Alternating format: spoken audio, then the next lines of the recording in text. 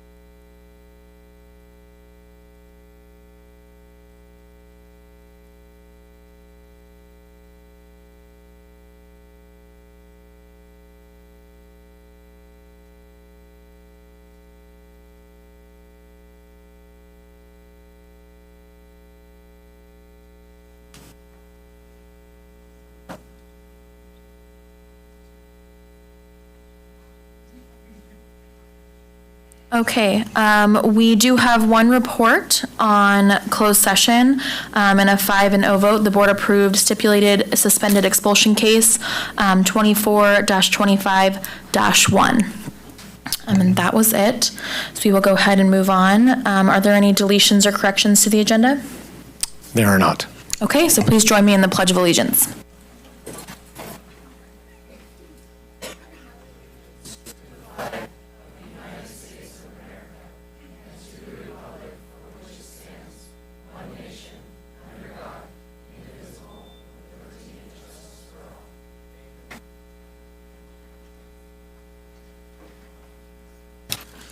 Okay, so we will go ahead and move on to presentations and recognitions. There are challenge coins, and first up we have Ione Elementary with Mr. Huss.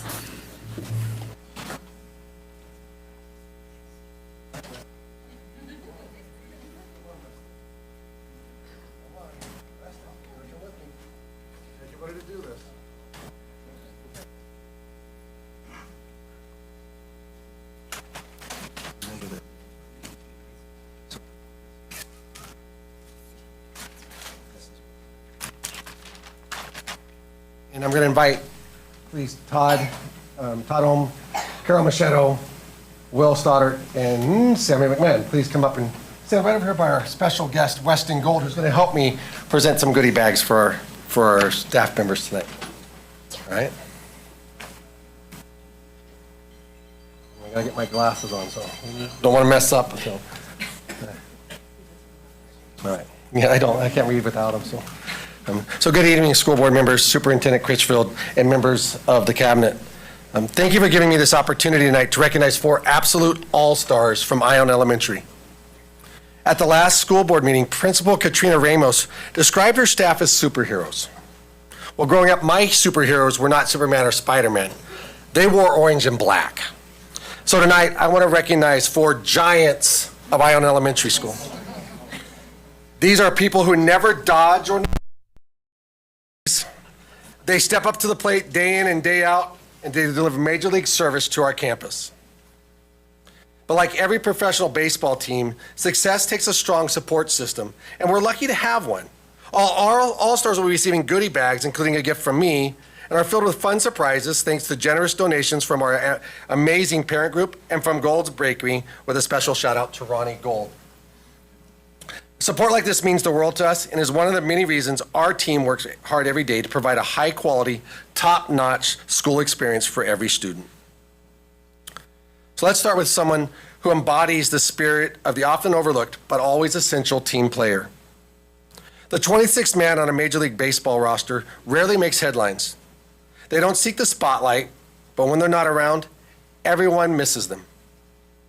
Will Stoddard is that person for us. He arrives each afternoon and stays long after most have gone home, making sure every classroom and every bathroom is clean, that the spaces where our students learn and grow are places they can be proud of. Will never hesitates to step in, step up, or go the extra mile.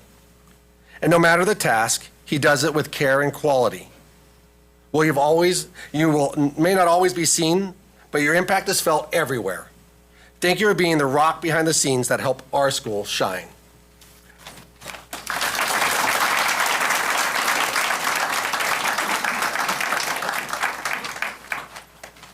Now I'd like to recognize 3 team members who are retiring this year, and I want to make sure they know just how deeply appreciated they are. Every Giants fan remembers the value of a pitcher who could do it all, like Yasmero Petit in the 2012 playoffs. That's the kind of versatility and dedication Carol Machado has brought to Ione Elementary. From classroom aide in the 1990s to PE aide, to returning from retirement as an intervention aide, Carol has worn many hats, and she's worn them all with excellence. In every role, she's delivered all-star support to our students. Carol, your steady presence and heart for kids have made you a true asset to Ione Elementary School. We'll miss you more than words can say, and thank you for everything.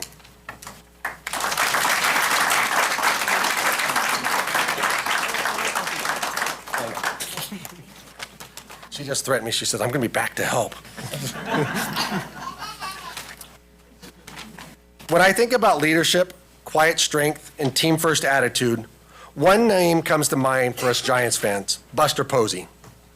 At Ione Elementary School, that's Sammy McMahon. Sammy has been an all-star special education teacher at every level in our district, high school, junior high, and now elementary. When she joined our team 2 years ago, I was told she was an outstanding, hardworking, and dedicated educator. What I didn't know was just how much we would come to depend on her. Sammy steps in wherever she's needed, supports our entire staff, and gives her students the very best. And proving more to be like Buster Posey than she knows, who when he's playing catcher, often served as a player coach, Sammy served as my player coach this year, AKA teacher in charge. Like a good player coach, Sammy has offered sound advice to me, strong support, and steady leadership whenever I'm off campus.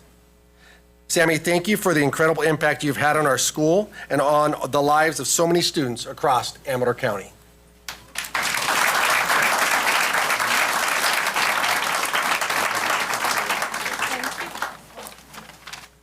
And before I get to our last recipient, I want to recognize in the back the people who showed up tonight from Ione Elementary, the families, the staff members, the students. As you see, we've packed the stadium tonight. We've got quite a crowd back there.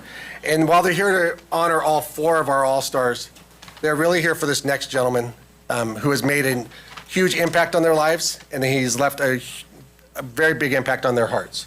So thank you, everybody, for showing up in support of us tonight.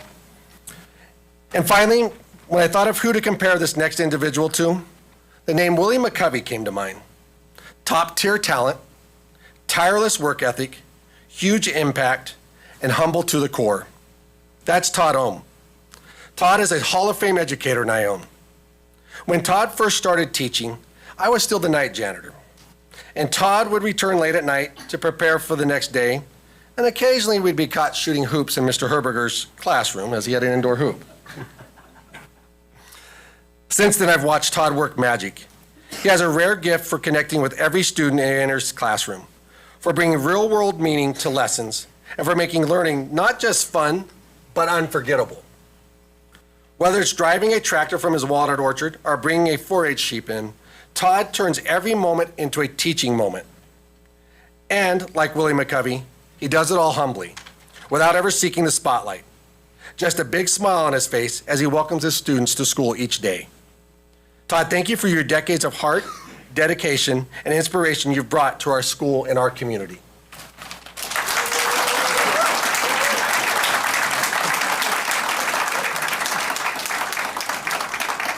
To all four of you, Will, Carol, Sammy, and Todd, thank you for being the all-stars who make Ione Elementary a team of world champions. Thank you, guys.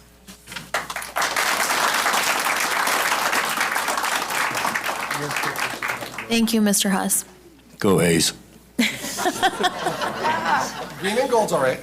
There's a team from the south that has some colors that we don't like. Next up, Ione Junior High School with Mr. Wagner. And Mr. Lee. Well, it's hard to follow that up. I brought that to cute factor. So, and our props. So,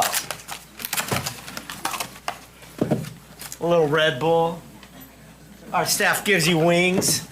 And a little pick-me-up of chocolate. So, what every teacher needs. Here you go, sir. Thank you. Hi, I'm Butch Wagner, and greetings to Board of Trustees and Cabinet. Thank you for this wonderful opportunity. I am honored to stand here with my incredible Vice Principal, Darrell Lee. He has been a true outstanding support to me as the new principal of Ione Junior High. As proud members of the Colt family, we believe in the power of think. Make sure your words are true, helpful, inspirational, necessary, and kind. Tonight, we are excited to celebrate some truly outstanding individuals who make a huge difference in the lives of our students and staff every day. First, we'd like to recognize Sherry Gimpler. She is our new special ed teacher this year at Ione Junior High. She is an extraordinary special education teacher whose creativity and dedication bring collaboration and joy into her classroom. She goes above and beyond to make learning engaging and exciting. Her passion for helping students succeed is an inspiration to all of us. Thank you. And she even has a cool grammar t-shirt on. Yes. You guys stay up here. All right, you can't run away and hide. Next, we honor Christy Watson, a true mentor in science and a champion for student success. Miss Watson has played a vital role in strengthening both 7th and 8th grade science and STEM education. She works tirelessly to create engaging, my tongue's tired, lesson plans for substitute teachers, ensuring students never miss a beat in their learning. Additionally, she assists the administration as teacher in charge, helping support both Mr. Lee and myself when we were off campus, ensuring and making sure everything runs smoothly. Her passion for science and student wellness makes her a true leader in our school community. Thank you very much.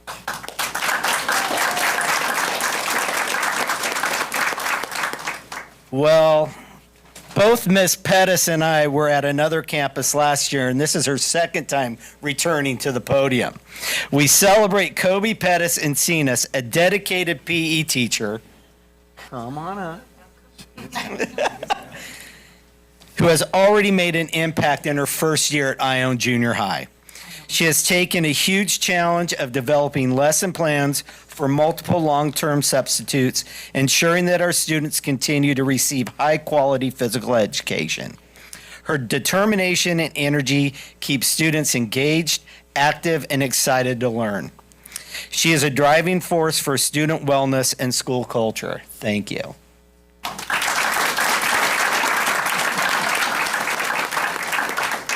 Finally, we want to recognize Monty Wright, affectionately known to me as Mr. Get Her Done. Monty's hard work and dedication keep our school running smoothly, and he has transformed our grounds into the best hidden secret in the district.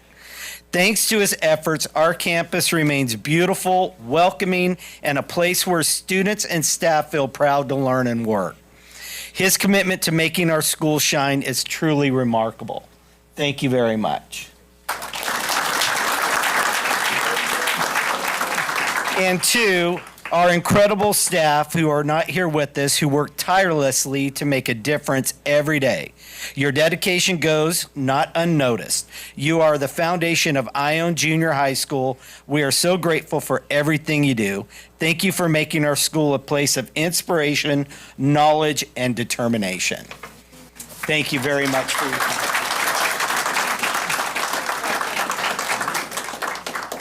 Thank you guys so much. Don't forget your picture. Okay, our next award or presentation is for Plymouth Elementary CCSPP Grant Award Celebration with Mrs. Avila and Mr. Horacek.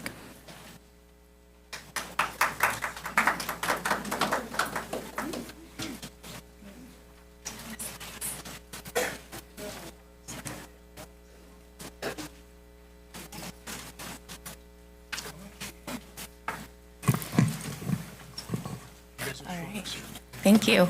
Good evening, board, cabinet, members of the public. My name's Amanda Avila. I'm the Director of School and Community Integration. Tonight I have the pleasure to share with you some celebratory progress on a project I've been working on for the last 18 months. I am joined by Principal Horacek and the staff, students, and family, some of the staff, students, and family at Plymouth Elementary. Tonight we celebrate an amazing journey that Plymouth Elementary is about to embark on, and so we're excited to share a little bit about that with you tonight. Just when you thought you had mastered all the acronyms in education, we have a new one. CCSPP, California Community Schools Partnership Program. So CCSPP is a CDE grant. It's a movement coming from the state to essentially create community schools. And I know oftentimes we hear the term community schools and we're thinking of a place. In this case, it's actually a movement or a strategy, if you will. But a community school could also be a place and a set of partnerships connecting a school, family, and the community. A community school is distinguished by its integrated focus on academics, youth development, family support, health and social services, and community development. The important thing to know about community schools is we got really good as schools in referring our staff and students and families out to support.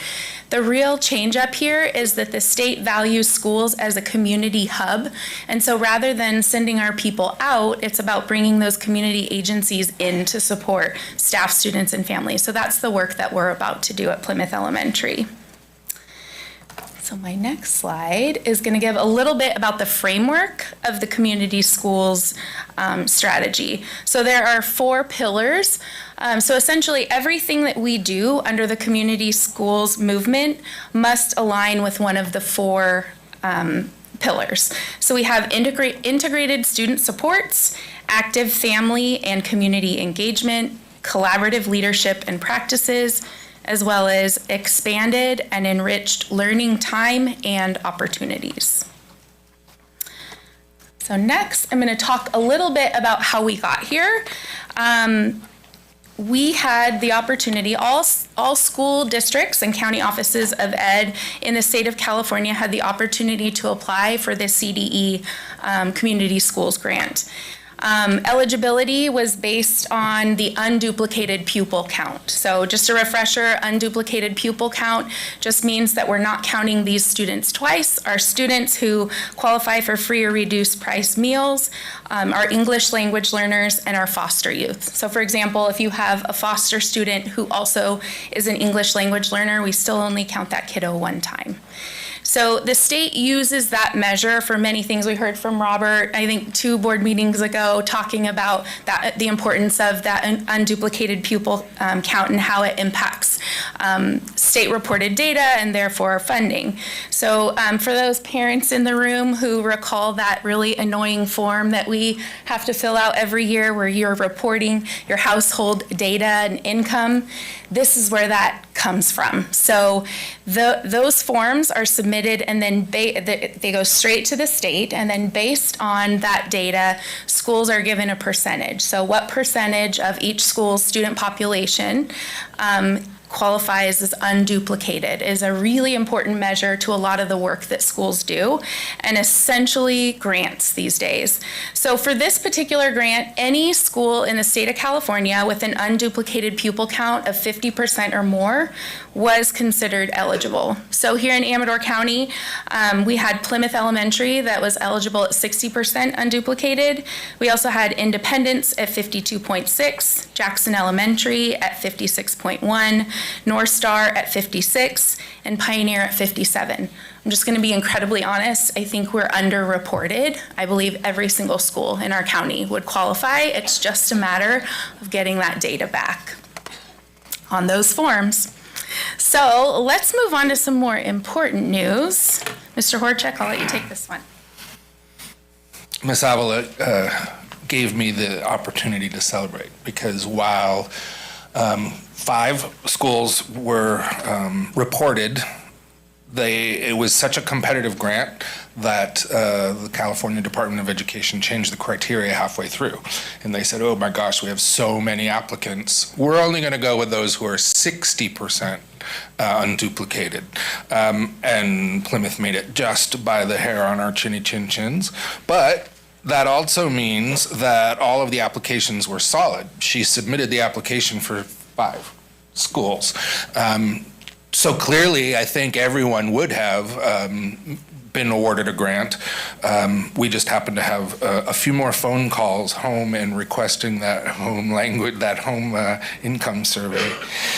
The great news is that Plymouth Elementary has received a grant of $1.1875 million, and that's going to come over 5 years.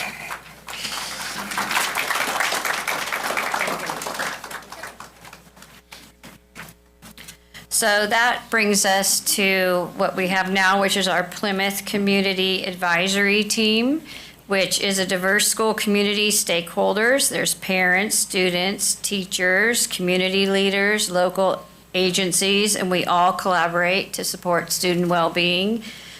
We assess the needs, distribute resources, improve services, and coordinate support for CCSPP implementation at the school level. We meet approximately once a month. I won't say or every few months because we've been meeting every month. We gather input and communicate with school community partners, including staff, students, and local groups. And one thing I'd like to say that I appreciate being a member of this community advisory team as a teacher. After teaching so long, it's great to be a part of something that's really positive, and we are going to be able to do things instead of facing those barrier walls. But it's also a chance to be in a collaborative leadership roles. I love hearing the students' voices and working together with them because they have a lot of great ideas. I mean, they're in there every day. They have a big voice in this, and as well as the community and things that we can do. So I just really enjoy working together to help our students' well-being at Plymouth Elementary School, and we're looking at the whole child, and it's very exciting. So I'm really happy to be a part of this team. Thank you, Mrs. Borba. So what often happens when somebody or a group earns a lump sum of money, everybody wants to have their hands in it and know how it can be spent. So this next slide, we're going to go through a little bit about that. So first of all, how did we determine how the money will be spent over the next 5 years? The community advisory team from last year was made up of members from each of our 5 eligible schools. We also included district level administration, parents, and community partners. We looked at state-reported assessments, for example, the California Dashboard, the LCAP survey, California Healthy Kids Survey, site-specific surveys. I did listening sessions, so I went to the schools, met with kids. They got to create like dream boards of what their dream school would look like. And then we looked at how those things would fall under the 4 pillars of community schools. So we were really working hard to hear from all educational partners. The review of all of those things and hearing from all of those subcommittees, if you will, resulted in a very extensive needs and assets assessment. The application and needs assessment ended up totaling nearly 500 pages. So it was really, really deep. In addition to that, so based on the data, we then allow that data to drive our decisions. And so we looked at expenditures that align with the allowables. So obviously, if it's a grant, there are going to be allowables and non-allowables. And then from there, it's the advisory team, some of whom are represented here tonight, that really does drive that work by going back and digging deeper specifically into the staff, students, and families' opinions, ideas, and brainstorming sessions about how we can best meet the needs of staff, students, and families at Plymouth. And so that is the work that we are beginning right now. Next, we're going to have some of our students and a parent share the 3 goals of Plymouth's Community Schools grant implementation. So our first one. Thank you. So the first goal is to strengthen family engagement and support services. And ways to do this are by establishing the Plymouth Elementary as a central hub for community services, offering staff development, family education workshops, and student enrichment programs while connecting families with essential services to enhance student success and engagement. And as a parent, I really look forward to seeing after-school enrichment programs. I have my daughter here is really interested in learning to speak Spanish and also art classes. And so she's on the student council, as are the rest of them, and they work together and are going to be coming up with ideas across, from what the students in the school, ideas that they want to, classes that they want. So. Thank you.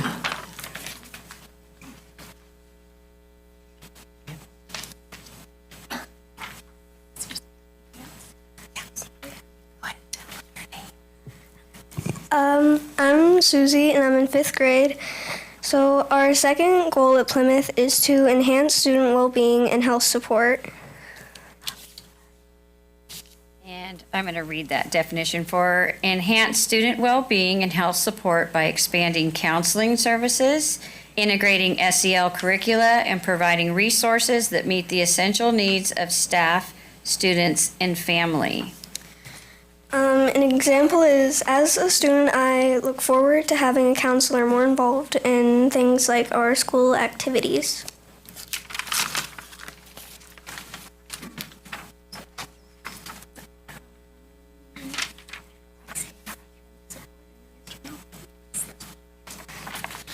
Hi, my name is Frederick and I'm in 4th grade. And our third goal is to expand academy and support our enrichment opportunities. Expand academic support and enrichment opportunities by offering extended learning time and opportunities through Plymouth Elementary staff and community partners, strengthening MTSS-aligned interventions, and implementing data-driven strategies to close student learning gaps and promote enrichment. There you go, Kylie. Hi, my name is Kylie, and I'm in 4th grade. As a student, I look forward to starting a Spanish and art club.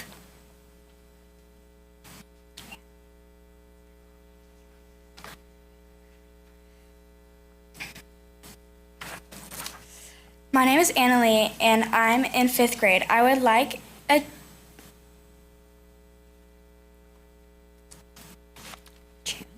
chance to have sport clubs after school. Good job.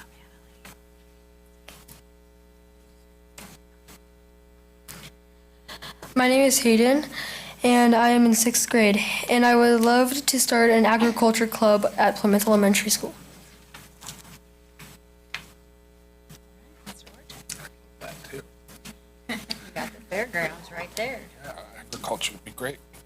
So our mission, California Community School Partnership Program. I got it. Through collaborative leadership with our staff, students, families, and community partners, Plymouth Elementary is committed to student success by embracing the community school model, which integrates academics, youth development, family support, health, and social services with community development. Right, and the goals and mission that were shared tonight, that was a collaborative effort with the advisory team and support from our students in identifying the goals that Plymouth has set forth as it relates to the framework of the community schools grant and the work that we're going to do under that. So with that, I know this is not discussion action, this is more celebration, yay Plymouth, but I am here and available if there are any questions or points of clarification. First time I've ever been able to say I was a millionaire. Over 5 years. Over 5 years. Dispersed Gotta over spend 5. it first. And I have to do a really good job on the reporting for it to come through, so. Well, keep us posted, because that's We all will. exciting things for these kids. That's a great job, everybody. Thank you. And thank you, kids, families, staff, for coming tonight and supporting the work that we are about to embark in. Thank you. Great, thank you guys so much.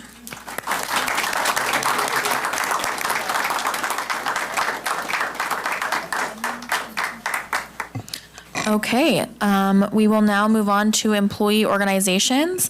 Up first is ACTA and Mrs. Jensen.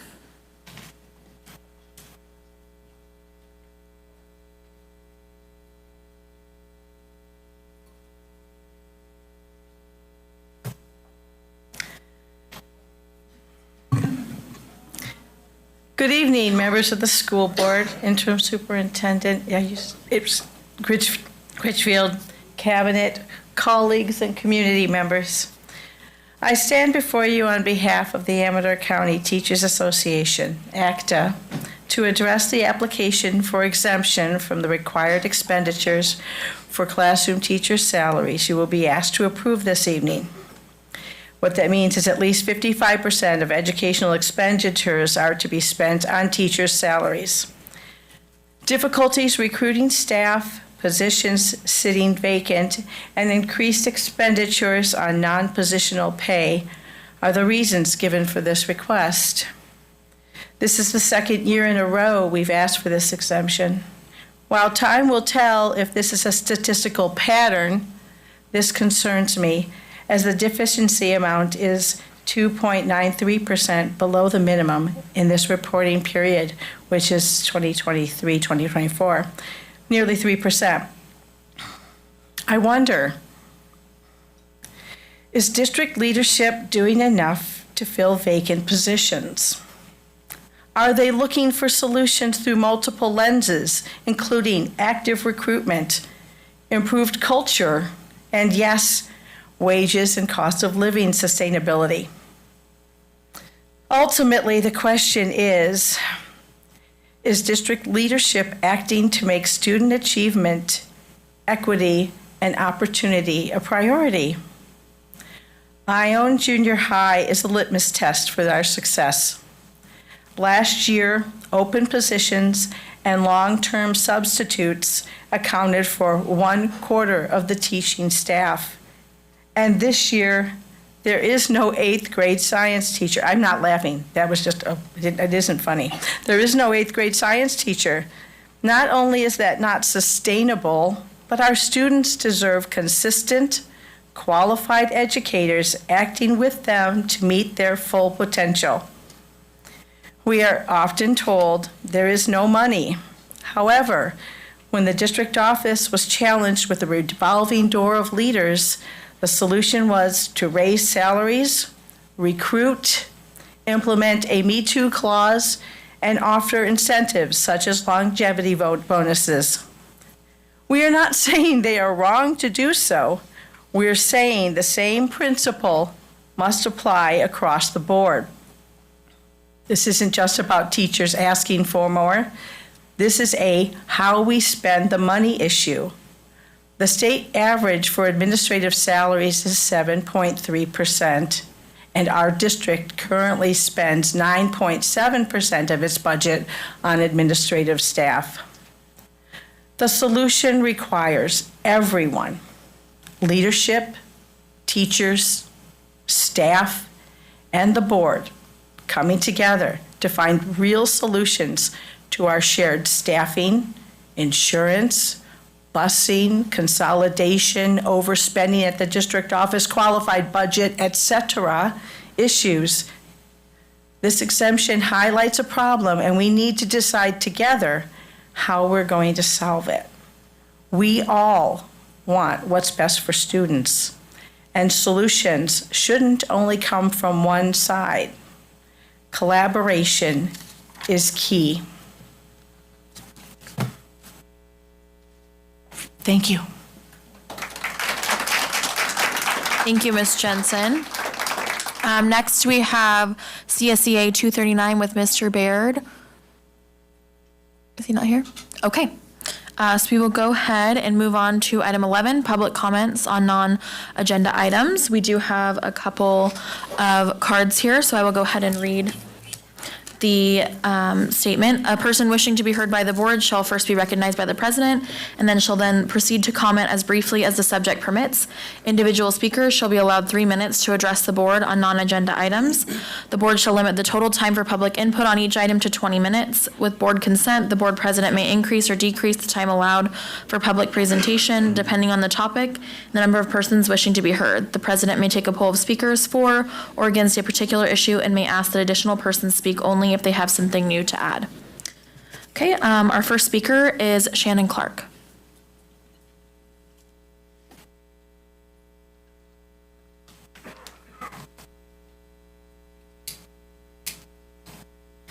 Okay, bear with me for a moment with the microphone so my teacher voice doesn't blow everyone out. Hi, I'm Shannon Clark. Science education in Amador schools is in crisis. In recent years, we've taken a number of steps backward. We are not meeting the state standards, and we are not preparing our students for college and careers in STEM. In my 24 years here as a high school agriculture teacher and science teacher, with the first 5 years split between the high schools, I've taught 21 different courses, each with state standards I needed to learn, along with safety standards for both my students and myself. I'm an advocate for rigorous science curriculum and lab safety. I am also the parent of a freshman and senior at Argonaut. In my roles, I have seen firsthand how course offerings affect students and their plans after high school. The next generation science standards were designed as all standards for all students. This is not happening in our schools. When the 3-year science graduation requirement was adopted, the intention was implementing the NGSS 3-course model. We are not there, with very few of our graduating seniors receiving any education in the 3rd course, Physics in the Universe. We give many opportunities to learn about cells and atoms, but almost none for those interested in motion and space. Granted, finding a physics teacher is challenging, but we found creative solutions in the past. We are failing our future engineers by limiting their exploration of physics to junior high, the last time my children and most of my students had exposure. When it comes to science safety, the district is failing our students in all areas but one: high-quality teachers who know science safety. Our current science lab rooms fall into 2 categories: too small for the district target class size, or a conversion from a regular classroom to a lab room. This is where safety becomes an issue. Class size should equal the number of lab stations, yet some administrators I've worked with chose to interpret what defines a lab station with little to no field experience working in a research laboratory or a science classroom. Our lab rooms are outdated, and the permanent 4 student lab stations in each room should set class size. Yet every year across the district, we have numerous classes larger than the space they are scheduled for. In a number of rooms, we have inadequate science lab facilities with carpet, minimal safety equipment, plastic folding tables, a single sink, and more. These rooms were not intentionally converted to lab rooms, but filled with science students, and a teacher who could figure it out. I have been that teacher. These spaces are not equitable to be designated lab rooms. They are often overcrowded with no permanent tables to set the number of stations. Overcrowding and inadequate facilities put teachers in difficult position. We often have to modify or omit lab experiences because class sizes are too large for our small lab spaces, or there are increased hazards due to inadequate facilities. There are solutions if the district is willing to engage with experts in the field, the teachers. This is often discussed at science meetings with science and with site administration. A lot of work has already been done to improve science education, but not implemented district-wide. I welcome an invitation to come back and share that work with you. Thank you. Okay, our next speaker is Sylvia Sorensen. Yeah.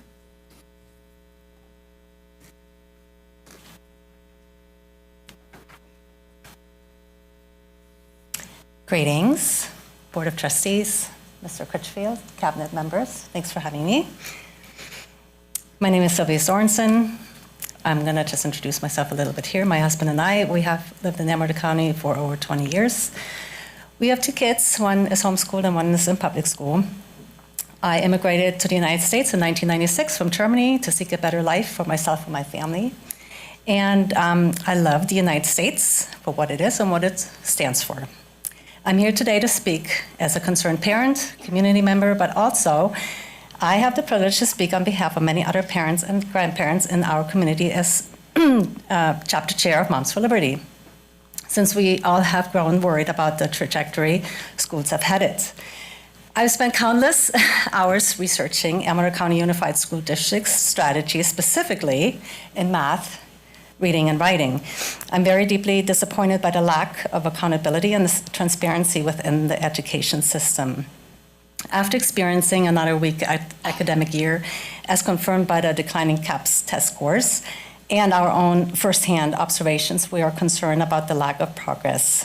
According to the Edunomics Lab, educating spending in California has increased by 102%, yet students' performance continues to decline, particularly in math 8th grade, or 8th grade math and 4th grade reading, where scores remain in the negatives. The Amador County Unified School District LCAP plan does not outline a clear results-driven academic improvement strategies. Instead, it seems to acknowledge the problem without offering measurable solutions. It appears more focused on managing the existing issues. The structure focuses in classrooms have noticeably shifted away from core academics. Why has there been a shift away from helping students identify the strength and their abilities? Instead, there seems to be an overwhelming emphasis on students' feelings with significant investments in social-emotional learning, character-strong programs, critical race theory, and restorative justice practices. While students' well-being is important, what data supports these programs as effective solutions for improving math, reading, and writing proficiencies? As Board of Trustees, are you aware of any studies proving these initiatives directly contribute to raising academic achievements? I would like to inquire about the training opportunities available for our teachers that primarily focus on academic improvement. While I understand that there are various aspects of teaching or teacher training, I am particularly interested in exploring how we can prioritize professional development that enhance instructional strategies, curriculum delivery, and overall academic performance. Are there specific program resources or initiatives in place aimed at equipping our educators with the tools they need to drive academic success?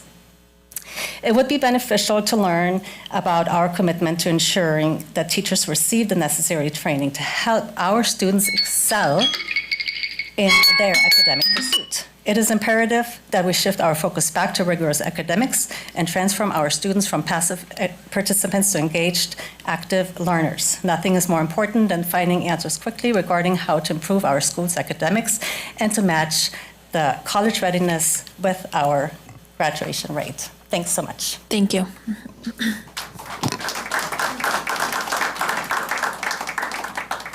Okay, we are going to go ahead and move on to our communications, or I'm sorry, we're moving on to consent agenda.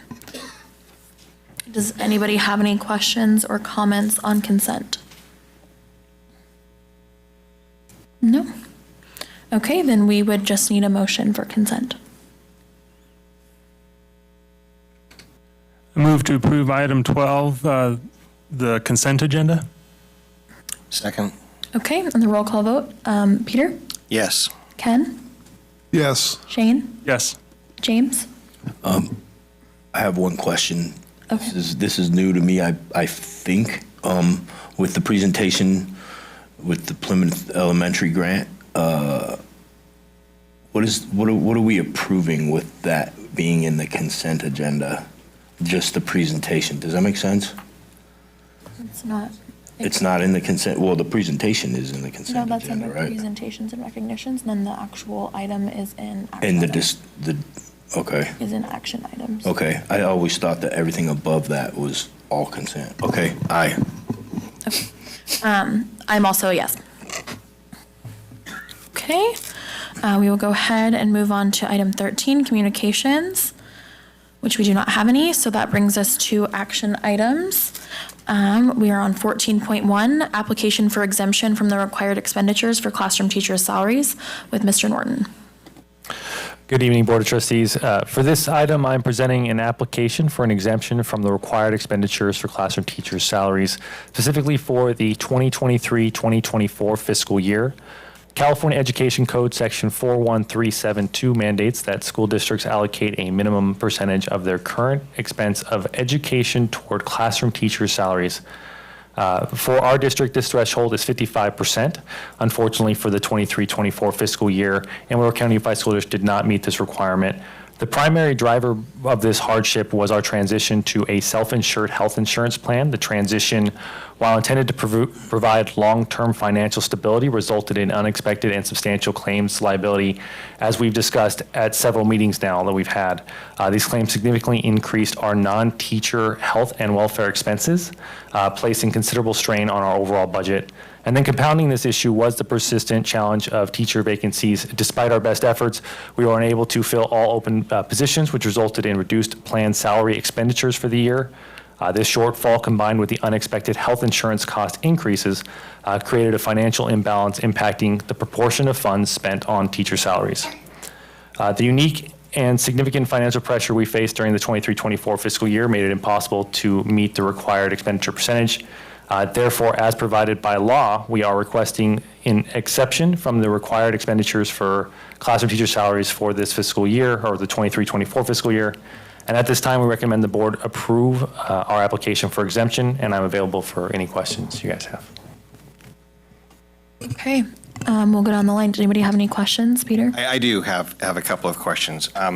First of all, just for my own clarity, is this strictly a district side thing that we failed to meet it on the district side? So this is only applicable to the district side. Okay, only applicable at the district side.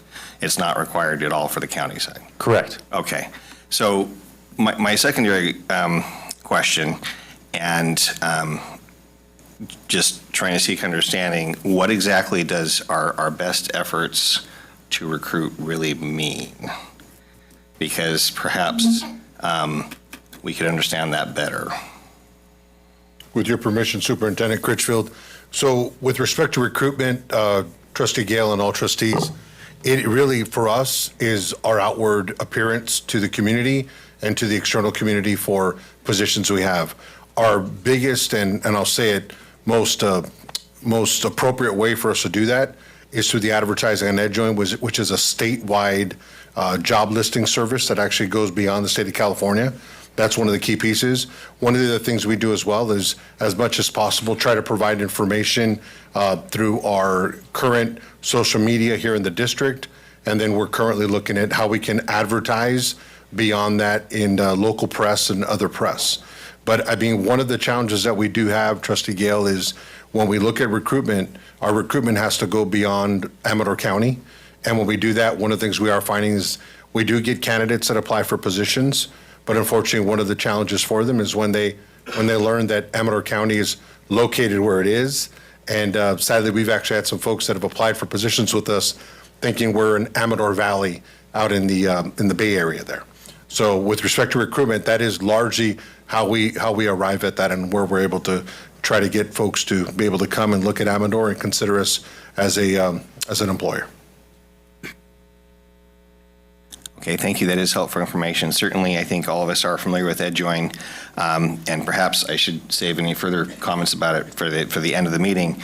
But I just want to say that if it weren't for extraordinary recruitment efforts, where an educator who came from Utah, if someone from a district in Southern California had not traveled to my university and tried to recruit from other targeted areas, I wouldn't be here. So I think perhaps we can try to come up with additional recruiting efforts or creative solutions.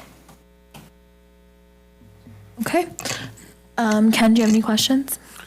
Okay, so when we fly a job, let's take the IO and science teacher position. Have we had people apply for that job and then we've offered it to them and they've denied it? And is it typically because of our location or is it typically because of our pay rate? So, Mr. Farrar, I would have to go position by position to be able to give a response to the entire board about that. I will tell you that with respect to the position you're inquiring about, we have had applicants. Unfortunately, some of those applicants have not had a credential and have not been interested in entering in towards a pathway to earning a credential. But as far as any level of detail specific to why folks have decided not to take a position, in very rare occurrences will they disclose why. A lot of times we just get the final answer of they've made a decision not to accept a position. Okay. Shane, do you have any questions or comments? Just one question. If this was not approved, what would be the ramifications? So if no application for exemption is made or exemption is denied, I'm just basically quoting the code here, the county superintendent of schools, or in our case, more likely the state, shall order the designated amount or amount not exempted to be added to the amounts to be expended for the salaries of classroom teachers during the next fiscal year. So that amount would basically be added to what we were currently planning to spend. Thank you. Can you say what that exact amount is, please? It's on that application, it's 1.6 million. I can give you the specific number exactly. Okay. James, do you have any questions or comments? 1.607719, is that? You got it. Yep, I just pulled it up too.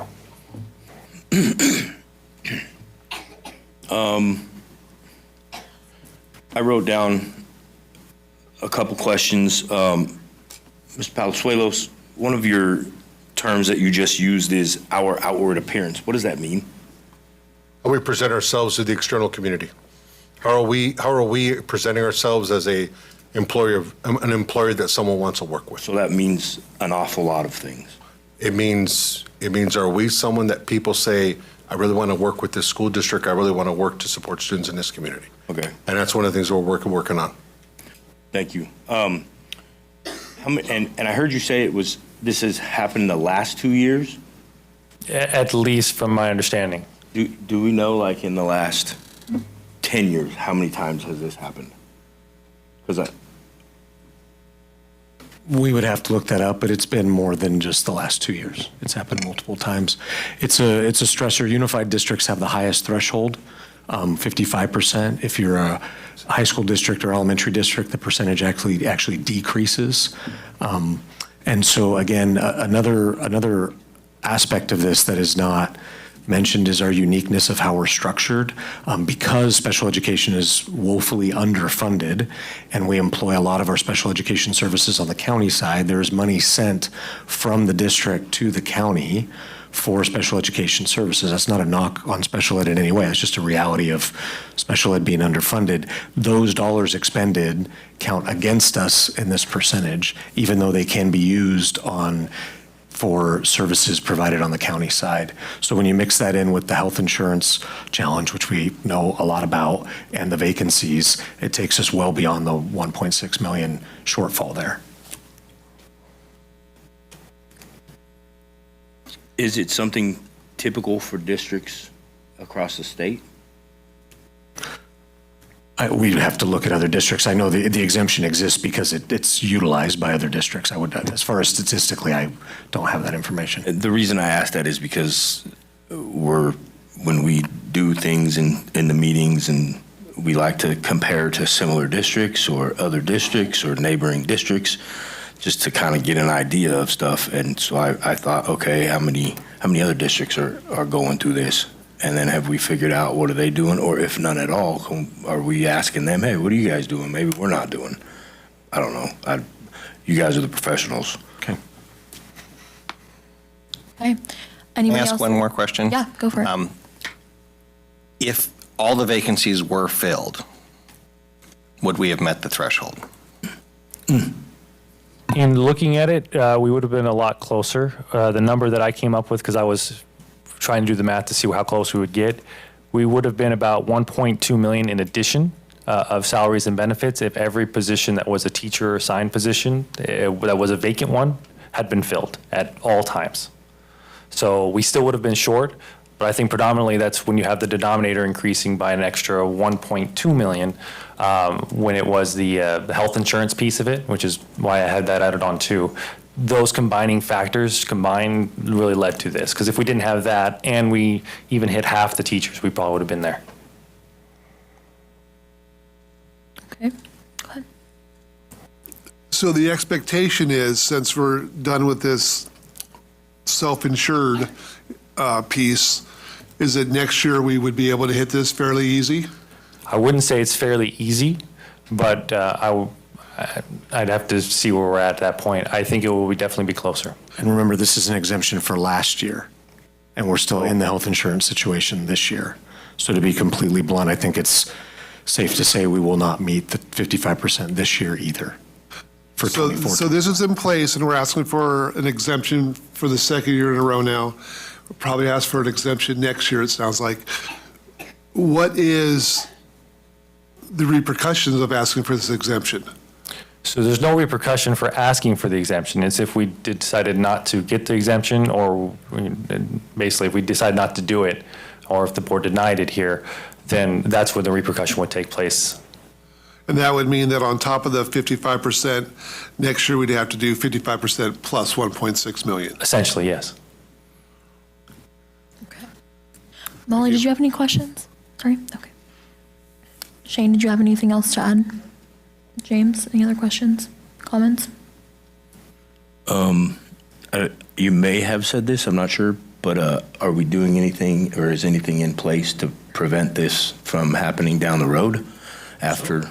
That's a great question. So, I mean, the action the board took back in March, we reduced some of our management positions and other things, and as we remedy the health insurance situation, those two things should contribute greatly to getting us back closer to the 55%. And I'll add, even this year, we did see a reduction in the management level as well in this current fiscal year. So compared to last year. Correct. And there'll be even more of a reduction next year.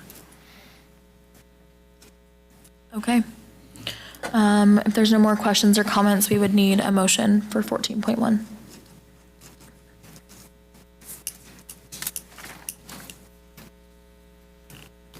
I move to approve item 14.1, application for exemption from the required expenditures for classroom teachers' salaries.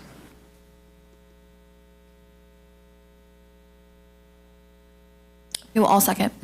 And then the roll call vote. Molly? Yes. Peter? With hesitation, yes. Ken? No.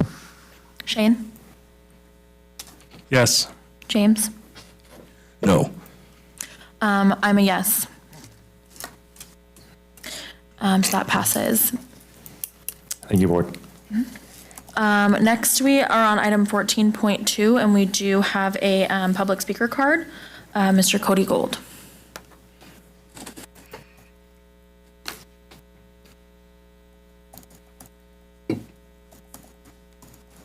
Good evening, board. You'll have to excuse me if I sound a little jumbled. I didn't prepare anything tonight. I had Ronnie drive on the way up here so I could look at the agenda after baseball practice. I see that for the fiscal stabilization plan, that delayed consolidation is an item that's cited as one of the reasons for our budget shortfalls and our qualified status. I don't know if this is a I told you so moment or just a reminder to the people watching online or behind me in the room here of kind of how we got here.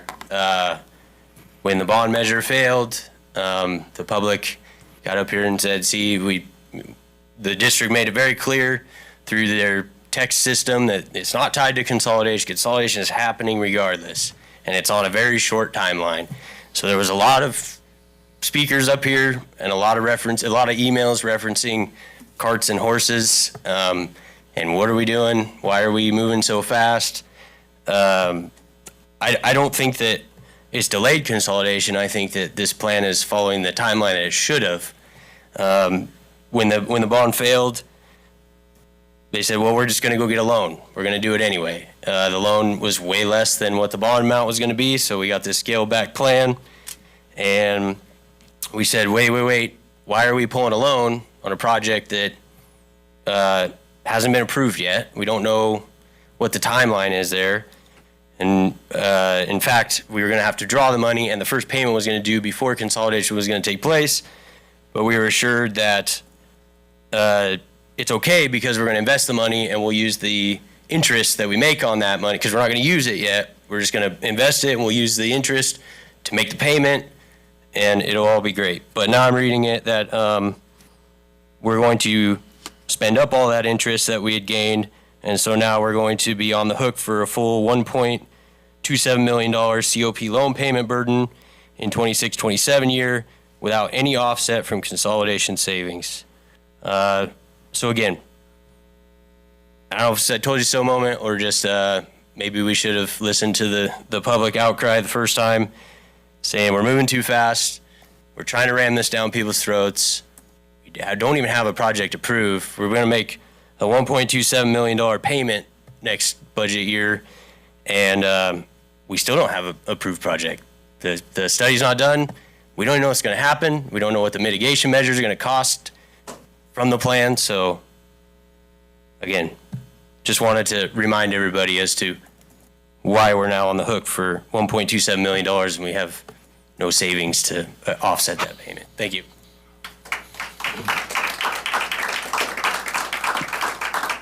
Okay, we will go ahead and move on to the actual item, fiscal stabilization plan. Mr. Norton. Perfect. Thank you, Board. For this discussion action item, I am presenting the fiscal stabilization plan for Amador County Unified School District. This is a significant document, and I want to emphasize that this is the first time our district has had to prepare this plan of this nature.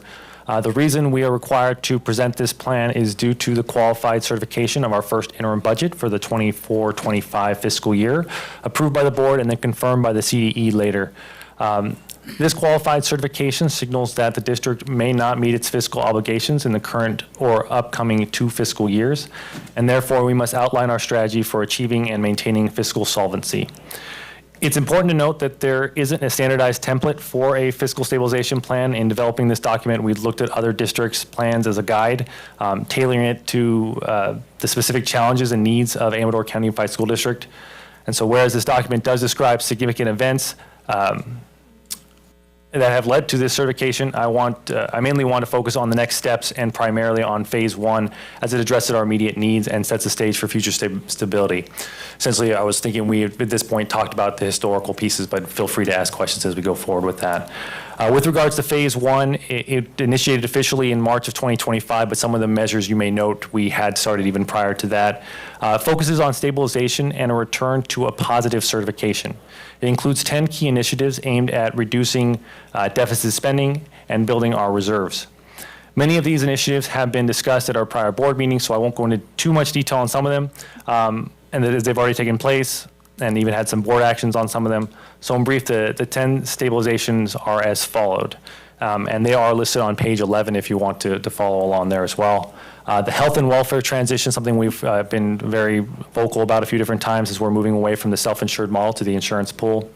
The retirement incentive, this was taking place through this fiscal year, and we've had a few teachers already take hold of that. Reduction in force, which the board took action on in February. We have the attrition. This is an ongoing process where we review position control as we review enrollment figures and the necessary replacement of staff as they resign. In addition, we have the transportation services optimization. This is evaluating our transportation routes, rented vehicle utilization, contracted charter and driver support services, as well as athletic transportation. Enhancing our operational efficiencies where we're reviewing our utilities, printers, softwares, and various other resource allocations that we have. And then also strategic management of extra time and overtime expenditures, establishing a policy that would limit the allowable overtime and extra time as we move forward. Then the last three I wanted to highlight a little bit more as they have not really been discussed so far and fall within our phase one here. So the first one on that of the final three is the zero-based budget implementation. Essentially, we were transitioning to a zero-based budgeting model. This approach requires essentially that every single budget line is essentially justified and based on the current needs and strategic objectives rather than relying on historical spending practices. A lot of cases, you go in from year in, year out, well, we spent roughly this much, so we should be roughly around the same place next year, maybe with a cost living adjustment kind of piece where you would increase in that sense. So this process should help us eliminate inefficiencies and ensure that our expenditures are directly aligned with our district strategic goals. Then we have the ELOP Attendance Recovery Program. The CDE has recently made rule changes that would allow for use of Expanded Learning Opportunities Program, or ELOP funds, for attendance recovery initiatives. So we'll be able to leverage this opportunity to address chronic absenteeism, improve student engagement, which can positively impact our ADA, which, as we've discussed many times, increasing ADA increases the LCFF revenue, which would help the top line of the issue we have. Then the monthly trend analysis implementation is the next one there. And to enhance our budgetary oversight and provide additional insight to budget managers, we're implementing a monthly trend analysis review. And what this essentially would do is, let's just say a department has spent 3 months worth of their expenditures so far. We would be able to track even by budget line that, hey, through 3 months, historically, you spend this much through the year, you're going to spend this much at the end of the year. So we'll be able to track pretty quickly if somebody is trending in the wrong direction and be able to identify that and be able to proactively engage in making adjustments as necessary and make sure that any overages are reduced as much as possible in that sense. Then briefly, I'd like to touch on the subsequent phases. Phase 2, beginning in January 2026, shifts our focus from more immediate short-term reductions to rebuilding and long-term sustainability. This phase aims to move beyond immediate fixes, focusing more on strategies, building reserves, modernizing technology, and addressing deferred maintenance and other deferred costs that we know are going to come up in a year, 2 years, 3 years, 10 years down the road. And then phase 3 is where we're starting in 2027, January 2027. We'll focus on budgeting for consolidation and aligning with our resources with long-term strategic goals. This phase will allow us to maximize any operational efficiency gains that the district gains through consolidation and leverage those toward even furthering our strategic mission and goals. And both phase 2 and 3 are scheduled to begin in January, and the reason for that is it would align with our budget cycle and the governor's January budget. So that's how that timeline was kind of figured out. The next January, we're going to start really looking at the next fiscal year. So this is the perfect time to start implementing phase 2, see how phase 1 has done so far, any adjustments that need to be made, et cetera, et cetera. So it's important to remember that this plan is dynamic and ever-changing. As we have new information, I expect this plan to evolve and adjust as needed, and we'll continue to monitor the progress and come up with different budgetary checkpoints and make any adjustments as necessary as we move forward. And to that end, our budget landscape is consistently evolving. With being the qualified budget, we will have a third interim that'll take place in May, June. We'll have the adopted budget right after the May revise, and then we won't even have our next interim where we really touch base on how that budget's doing until December. So there are some checkpoints along the way here, so we can kind of identify how these different phases are going as we go along. But the next time we'll certify in any form or shape of whether we're positive, negative, qualified, et cetera, won't be until December of 2025. So at this point, we have a considerable amount of time before we move forward with that. Overall, our fiscal stabilization plan is a roadmap to a guide essentially to put us back to the solid financial footing, and we are committed to this successful implementation. So at this time, I recommend that the board approve the fiscal stabilization plan, and I'm available for any questions that you guys would have on this. Okay, thank you. We'll go down the line. Molly, do you have any questions or comments on this? Okay. Peter? Yes, I do appreciate that you reminded us that we have our third interim budget because of our qualified status. That is helpful.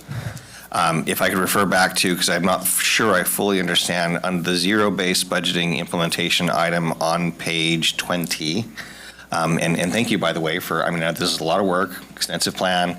I love the fact that you have invested so much effort to try to be clear on timelines and short-term, long-term, all that. I'm just trying to understand, when you say here the zero-based budget implementation to be completed by this June, and you're talking about elimination of inefficiencies, and if we look down at the third bullet at the bottom for the second bullet for the bottom of the financial impact, it mentions these codes for certificated salaries, classified salaries, employee benefits, et cetera. Is that needing to not be finalized by June because we're still trying to figure out who is still going to be working for us at that point? Or is that, because I thought that we had decided, kind of already figured that stuff out by March. So That stuff is. I put a little dash next to the certificated and classified one specifically, noting extra time.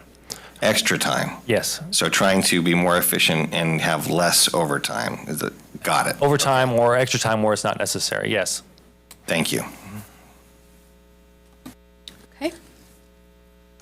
Do you have metrics in place for how you can report back to us on whether or not this is being successful or not? And how often will those be given to us? The plan was at the interims to touch base on how we're doing, because we'll have better insight at that point to kind of see how we're doing. And we're also looking at multi-year projections at that point too, which really helps paint the picture. Hey, we made these implementations. Yes, the budget is this, but then we look at the next 2 years too, does it still fit? And so really with budget adoptions, really the first time we'll have the main seeing, I mean, this next one, the third interim, is more estimated actuals. It will have somewhat insights, but not as much as the budget adoption where we're looking at now next year's budget. We have a good insight on the estimated actuals of how we're going to finish this year, which will bleed into the next year's. In terms of metrics, it's really when we look toward our 25-26 budget, we should be not deficit spending. And so that'll be a big piece of it. So that'll be the first major metric we'll want to look at to see is this working. Okay. And then what happens if after we get the EIR report revised and we review it, and if consolidation doesn't move forward, what happens with that money we borrowed? I'll take over here. There's an off-ramp for the COP. We have the ability over the next several months and even into the next year of being able to return that money. At what cost? Since we've got interest off of it, there must be some penalty we would have to pay. So if we end up doing the off-ramp, we can't keep the interest that we earned. Okay. All right, thank you. Okay, Shane? You mentioned maintenance. Is the maintenance that you referred to, does that include like heavy maintenance where we have some major fixes? There's a difference between everyday maintenance of cleaning. I know since I've been on the board, consolidation has been a hot topic, and also about the money spent for the consolidation. I think we need to remind people that the money that's been spent on these reports, it's something we'll always have, so it's not really a waste of money. We'll have it. It's just it might not be implemented in this next year. But sorry, I kind of took over for you. I'll let you answer. Well, can you maybe talk about routine restricted maintenance in particular? Because I think that might be with the 3% threshold and kind of where we're at, because I think that might be good for the board to understand. Sure. On an annual basis, we're required to spend 3% of our total expenditures on routine restricted maintenance. And so generally it falls under the realm of the more of the routine stuff that you have on an everyday basis. Occasionally some heavier things can come into that, but for the most part, it should be just your everyday pieces. So what this plan really dictates to, and we tend to fall over that because these buildings, as you pointed out, do fall that there are need of repairs. And so we generally do spend, I think actually every year I've been here, over 3%. And like I said, this CD comment is like, you guys are spending more than 3% on your routine restricted maintenance. You could possibly save some money here. Well, I told them we can't. We need to spend this money on maintenance. But the deferred maintenance, which I think is some of the things you're referring to with more of the major pieces, and that's more of what I see with regards to the phase 2 once we hit next January. Right now, the focus is we get back to a balanced budget. And the deficit spending piece is, I think, the main focus for this. And then we have to look at the deferred maintenance piece. We don't have a choice. I mean, we even see this year, we're spending more on maintenance than we'd initially budgeted for. So that gets back to my comments about the consolidation. If we kick the can down the road, so to speak, about consolidation, we're going to come to a point where those heavy-duty maintenance costs are going to be a major impact to the entire district. So I know there's still people opposed to consolidation, but at some point, there's going to be rubber meets the road. Something's going to have to be made as far as the decision. So I want to make sure that we keep that in mind. James? I have two questions, and the other one was when I was originally looking at the agenda, but one that just popped up with Mr. Crow and your conversation, routine restricted maintenance. I'm assuming routine restricted maintenance means stuff that will prevent, oh my gosh, we got to dump loot into this problem. Yeah. Filled gutters. If you don't clean them, it's going to cause you to have to purchase new gutters. Things like that. Correct. Uncaulked toilets. Urine and water is going to get underneath tile, and you're going to have I'll trust your expertise. dry rotted That is not my. subfloors and ruined tiles, et cetera, et cetera. I don't know. I'm asking this question. Like, did you say we're going over our 3% on routine? We are. Okay. And do we still find ourselves with routine issues, unable to be putting money into? Well, I mean, without putting money into it, I mean, we would still continue to put money in it. Okay. I think the comment there, yeah, we would still, if we had the issue, we knew about it, we'd fix it. And so it's not that we just would not fix this problem because we didn't have the money. We'd find a way to fix it. That's why we're spending over the 3%, is we're fixing it. Okay. Okay. And I remember having conversations about maintenance and the deferred maintenance plan when Mr. Critchfield had brought that up to, like, painting something every year is going to prevent you from having to replace or repair it. My other question was, if my memory serves me correctly, this fiscal stabilization plan had no, I don't remember the word. You had to come up with this. Yeah, there was no base template for it. Template, there it Yeah, is. they give you guidelines they want you to touch, which basically they want you to hit the topics that that they know are problems, and they kind of address them in their letter, which is why I basically include verbatim their letter that's in this document. The other thing they want you to include is what SACS codes. So it's basically like, what type of expenditures is this going to impact? So that's why you see the reference to the 1,000, the 2,000, the 3,000, et cetera, and the fiscal implications. So those were the main crux of the guidance that was provided with this. And then they also, tie it back to your multi-year projection, which is why we had that at the last meeting with our second interim. And so there is reference in different fiscal implications, where I do reference this was in the multi-year projection, this was not. And usually the ones that were not is we can't quite lock down the costs yet of what the expenditures, what the savings are, and I was trying to be conservative with our MYP at this point, because there's still a lot to be determined in some of those pieces. And you say it's I don't remember the exact term that you used, but it's a growing document. Yeah, it's dynamic, it's fluid, it's going to change. Okay, so it's going to change. I would expect it to, yes. And is that based on, oh crap moments? Oh my God, I got to change it? Ideally, no. I mean, in theory, yes, it could be. Yeah. But ideally, it's more focused on, we have new information about additional revenues or additional requirements or something we figured out along the way that this is fundamentally going to change our trajectory.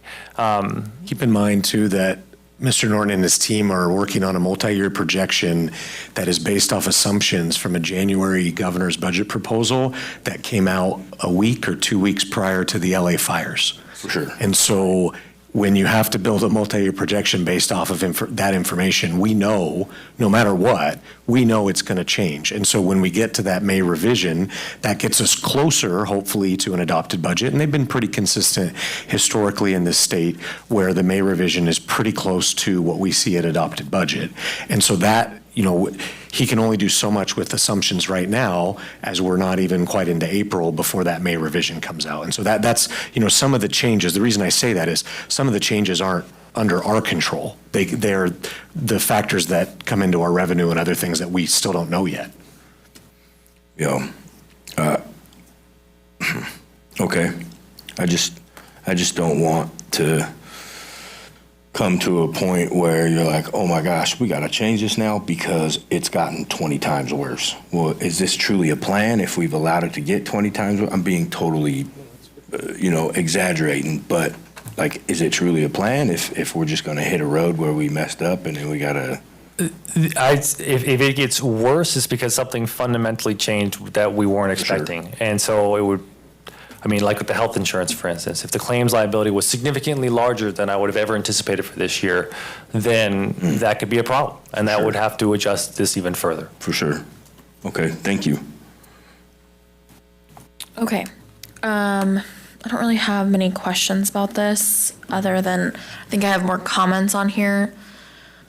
I share somewhat the sentiments of Shane in that at some point when we're sitting here, we're looking at it, I'm like, okay, we're working on fixing the insurance issue, debacle, if you want to call it that, eliminating millions of dollars of expense that we weren't planning on, but then in the next year, we are planning to start taking over a COP payment where we have no buildings and nothing to show for it, is frustrating on a lot of levels. That being said,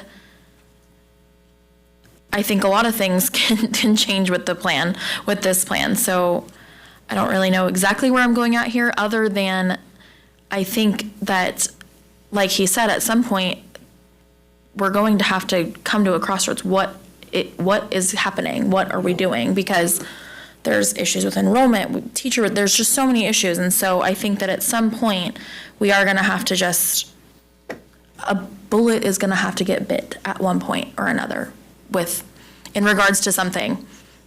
Consolidation, not consolidation, whatever it comes to, but it is bothersome is a kind word to put it when we look through these things, and I'm like, oh my gosh, I feel like the last 2 years have just been, what the heck is happening time after time after time. And so I know this is a big ship and we got to turn it around, but sometimes this is like, it's a lot. And so, but I do appreciate your hard work doing this without a template or anything like that. This is a big undertaking. So I'm hoping that we can right the ship. Does anybody have any other questions or comments before we need a motion? Okay, so we would need a motion for his plan. I move that we approve item 14.2 fiscal stabilization plan. I second. Okay, Molly? Yes. Peter? Yes. Ben? Yes. Shane? Yes. James? Aye. And I'm also a yes. Thank you. Okay, that leads us into item 14.3, resolution 2425-15 and 2526, tax revenue anticipation note. Mr. Norton. Thank you. So for this discussion action item, we have a resolution concerning the authorization to pursue a tax revenue anticipation note, or otherwise known as a TRAN, for the 25-26 fiscal year. This is a standard fiscal practice for school districts, including our own, designed to ensure smooth and uninterrupted operations throughout the year. The attached resolution seeks your approval to authorize the district to pursue a TRAN with an approved limit of up to $7 million. And it is crucial to note here that it does not commit the district to borrowing $7 million, but indeed that it gives us up to that amount if we need to. For context, last year we were authorized for $7 million, and we only ended up using $5 million of it in terms of a TRAN, just so you have that context there. And the county side itself had a limit of over $1 million. the county didn't end up getting a TRAN. So what is a TRAN? Just for quick context there too. A tax participation note is a short-term debt instrument that allows us to bridge the gap between when expenses are due and when we receive our primary revenue source, which is predominantly property taxes. As you know, property taxes are typically only come in at 2 different times throughout the year. And we have payroll and other vendors and utility payments, et cetera, that happen on a monthly basis. So at this time, we are recommending that the board approve the attached resolution for the tax revenue anticipation note, or at least the pursuit of one, authorizing the district to do that for the 25-26 fiscal year. And I'm available for any questions the board has. Okay, we'll just go down the row. Molly, Jane, any questions? No. Okay. Peter? Ken? Do we pay interest on whatever amounts we borrow? We do. It is a small percent. Generally, at least historically, our interest has been offset by actually the interest we gain off of the TRAN, as well as usually the TRAN has a premium to it that we get. So we've, over the last couple of years, basically got it at no cost. So can you explain that more? That doesn't. Yeah, so when we get the cash, it sits and it gets invested. So the whole 7 million is given to us? If we took the 7, yeah. Then this year we took 5, and it's been sitting in an investment basically until we need it. And so we generally need it at 2 points throughout the year. So it sits predominantly whole for most of the year. And so it gains interest during that time. And then when are we required to pay it back? April. So by the end of the fiscal year, but generally it falls in April. So next month, we're going to pay $5 million back? Correct. We have property taxes coming in, so we'll get the property taxes and then we'll make the payment. This is about the timing of property taxes, and property taxes being a large percentage of our overall funding, and the issue it creates with cash flow. So because so much of our actual, what's referred to as state funding under LCFF actually comes from local property taxes, then what happens is right out of the gate, we're even though in the budget it says we're getting that revenue, in cash flow we're not. Because, taxes really only come in twice a year. And as our expenses go out monthly, that's what makes it so challenging. In my time as CBO for 7 years, there was only 1 year where we did not do a TRAN, and that was coming out of COVID because we had so much stimulus money that we were sitting on that we had yet to spend. We had enough cash in hand that we didn't need to get one. But every other year we've had to do it. It's frustrating because it's the way education revenue is structured that it creates this challenge for us every single year. And what if the county isn't able to get us the money by the end of April? So we can, I would believe we could delay the payment at that time, but we've never had an issue with the county getting us. Never seen that. Seems like a very quick turnaround. So remember, our money is also housed in the county treasury. And so they have our county does a great job of managing that. And as the property taxes come in, they know what is allocated to us and what's not. And that puts us at a spot where we need to be cash-wise. Okay, so they give it to us as the taxes are received? No, it's usually in one lump. All in one fell swoop. Yeah. Yeah. Okay, all right. Okay, Shane? This, almost word for word, I think this is what was discussed last year, I think. Is that correct? Every year. Every year and we talk about this. And there was the gap about if there's a point where cash isn't there, this is gonna get us through that so that there's no shutdown or whatever to the district. So that's all, just reminding myself. Thank you. Thank you, Shane. James? I do have a question because this is new to me. You used the word investments. Are our district, how do I say this? Are districts required or urged to invest it in certain things? So our cash reserves are invested by the County of Amador. That's where our money is held. The County of Amador is required to invest the funds in certain ways and then return an interest on it. To? The different groups that hold funds within the county. So we'll give you some money, you just gotta invest it here. They essentially have a big pot of money that they're basically investing in at all times. We don't tell them where to invest it. No. The state tells them, I'm guessing. I think they have guidelines Or they within the have county. They have guidelines, and then Robert is now getting up to speed with this year, but we also have a place on the county treasury oversight committee. And so we meet 3 to 4 times a year, and it's made up of county government and school district, a school district representative, and they review yearly how they do their investments and everything else. And I mean, similar to what you would see with a bank holding onto money, right? A bank then invests money to earn interest on it as well. The county treasury does the same thing, but it's managed by the county, not by us. We obviously play a huge role in that, and there's a large chunk of money in the county treasury that belongs to us. But we have a great relationship with them and had no issues with that. And who gets the interest off of that? So it's based on your funds that you have in there. So our funds that we have in there, we're getting interest on for our funds. Okay. Thank you. Yeah. I don't have any other questions on this, so we would just need a motion.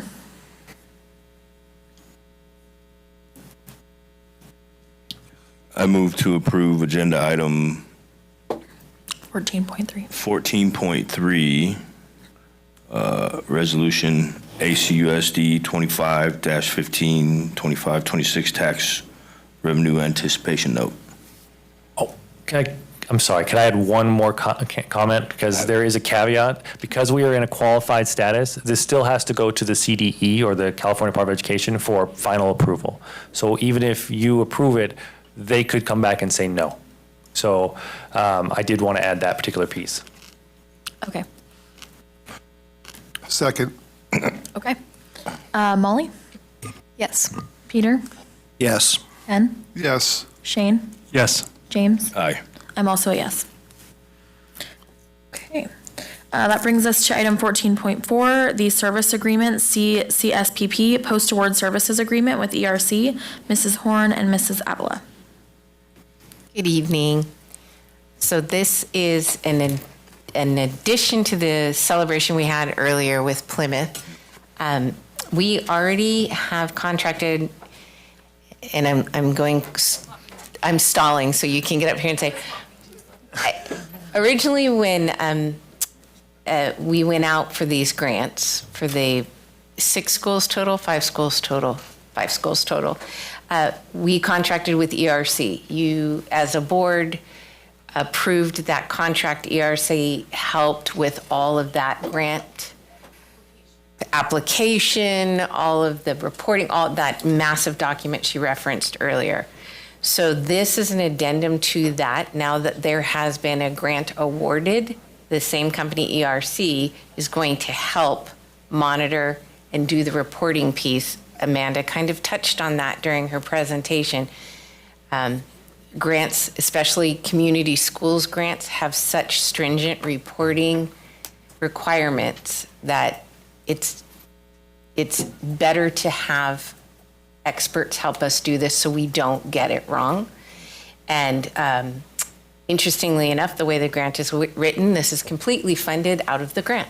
So the grant was written with the intent that you would seek the help to get this done, so this would not be a further burden on school districts. Okay. So that amount isn't taken out of the 1.18? Is. It's on top of it, or it's included? Out of.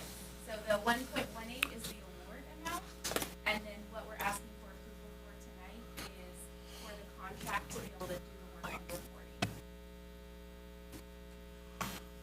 And it's 17.5 for the 5 years? Yeah. For each year? Each year, yeah. Okay. So I'll be coming back, actually, I don't have it in front of me. I think it's worded that way in the contract. Yeah. Yeah. Okay. Okay. Does anybody have any questions or comments? We can go down the line. Molly? Peter? I guess my only question in regards to this is, how many hours is this saving us? Just a rough guess of. Saving us an administrative position. The way the CDE had proposed the grant was that a coordinator be hired to support community schools work at every school that was eligible. Given that we're a small district, and of the 5 schools that were eligible for that grant, it just wouldn't make sense to have a coordinator at every single school site. The the burden financially on that grant award just to pay for the administrator to do that work would be outrageous. So it was much more fiscally responsible to consult with somebody to help me do that work as opposed to hiring 5 additional administrators. You're welcome. You got me. So we've already paid half of this year's? We have not. Yeah, they're pro bono, still continuing to work with us. So even though it says it was due in October of '24? We haven't updated, they've updated the invoice, yeah, after the board approval. So that 17.5 was to try and do it for Plymouth Elementary and all the other schools? Just Plymouth. Just Plymouth? Yeah, yeah. So we would have needed 1 admin person at that campus? Essentially, that's how the grant was initially proposed. So they're essentially getting 7.5% of the yearly grant? Sure. Math is not my thing. Robert, you want to check his work?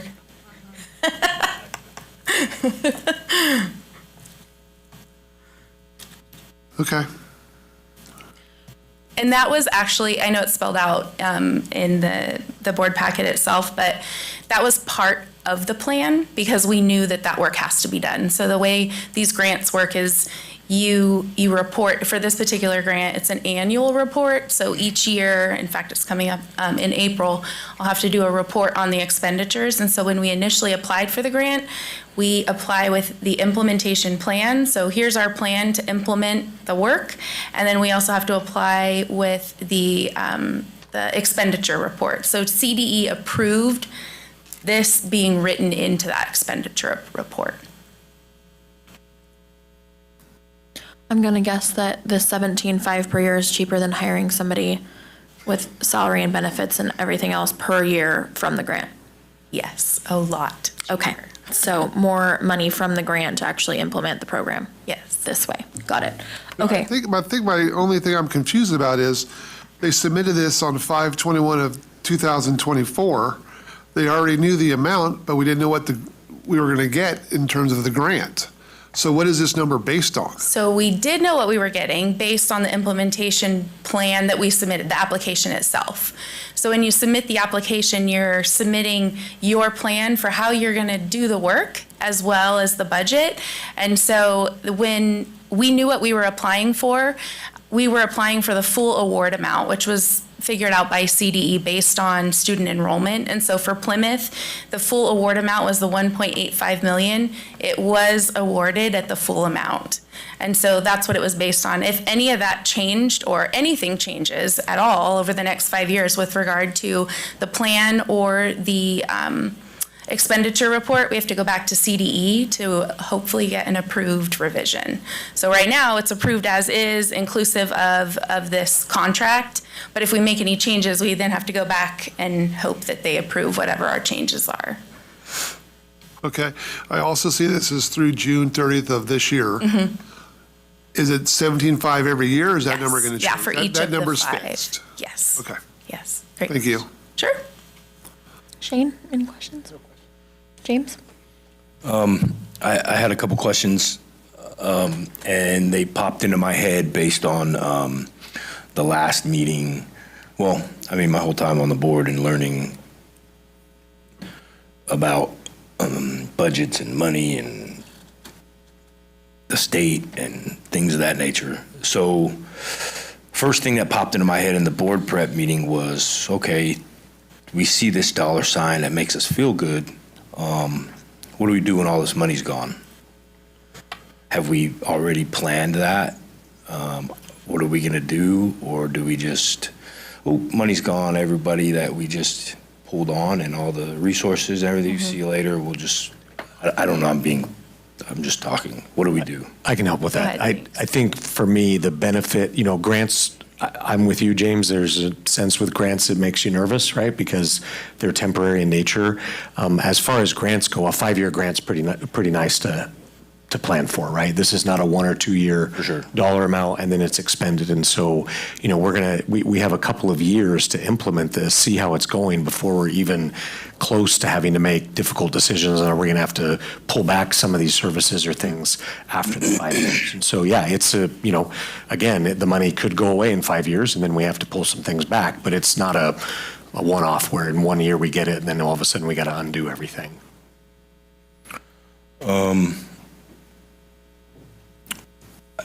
Right. I'm concerned because sitting up here, we're the ones that have to tell people, see you later. Correct. You know what I mean? That's correct. We're those people. And that hurts my heart in a small community like this.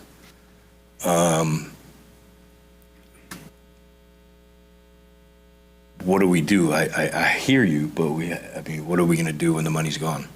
I think that's why we're strategic in not hiring someone to do this work, but having me help facilitate it with a contractor to save money and allow more to go back to the school site, as opposed to hiring someone and having to do that. I wasn't necessarily, so the reason for my question earlier during the celebration was all of the steps that you guys are implementing and utilizing this grant money for. That's what I'm referring to. All of those resources and people, or are they already existing people and stuff that we have, we're just beefing it up? Can I comment on that, just as a thought, just as a perspective? Or Sure, go ahead.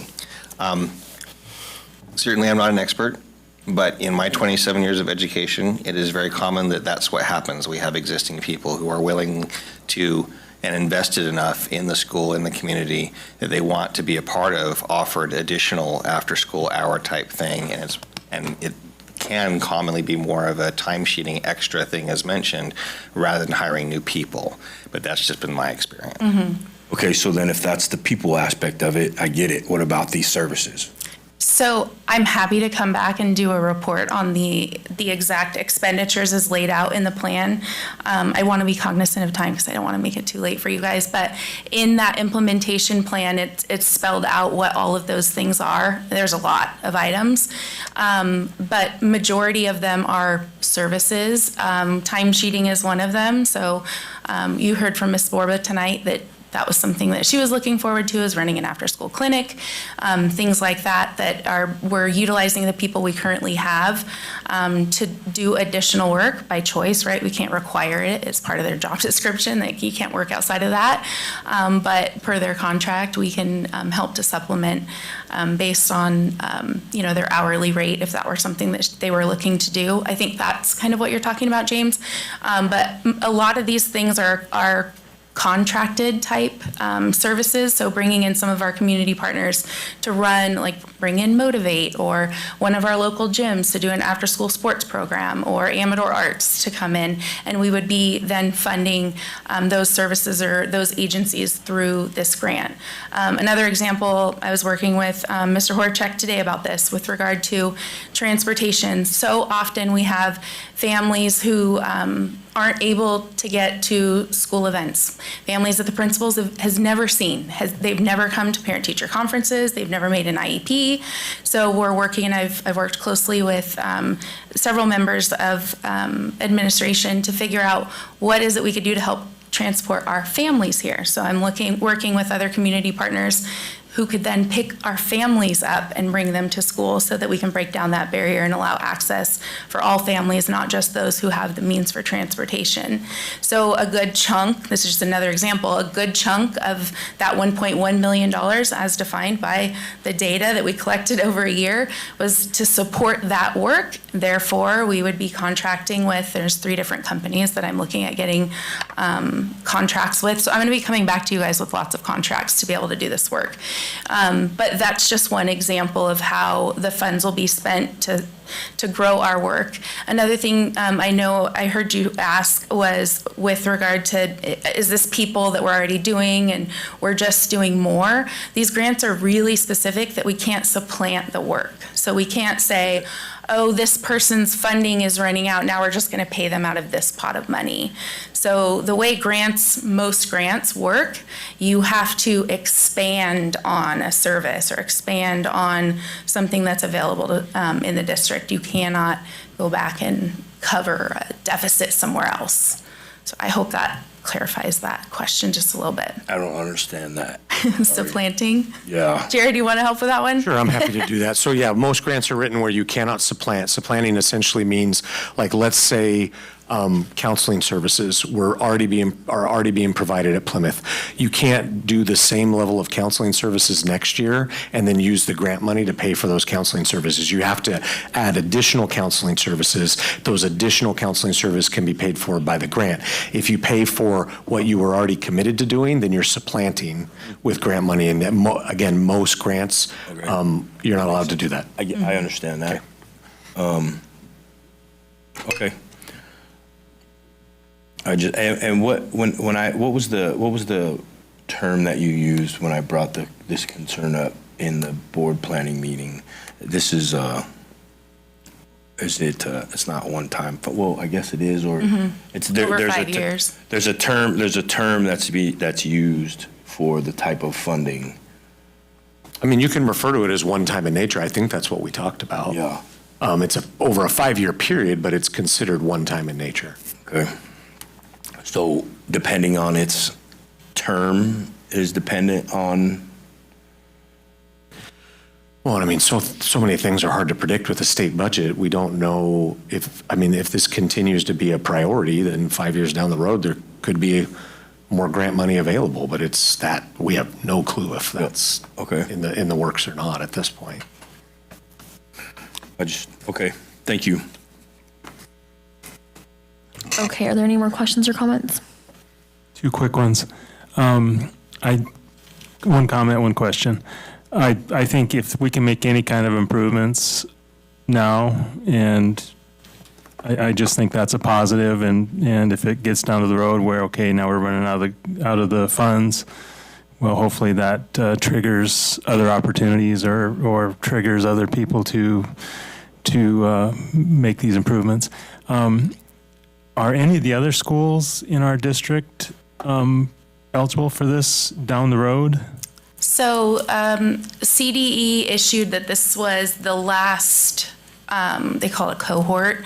The last cohort, the application period ended in November. And so I did apply for those same 4 schools now who were eligible based on that unduplicated pupil count.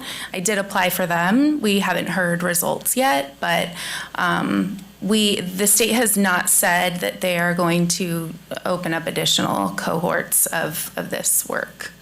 So, but of those who are eligible, I did reapply. I have one more question. The comment you had made is schools are underreported earlier, and then it triggered a question in my head: is how do we or what can be done to better report? Whose job is that? Amanda, you want me to speak to that? Yeah, go Patty. Awesome. So one of the things we did this year was we had a real push on the forms getting out, both and all of us. And I say us because at that time I was still a site principal.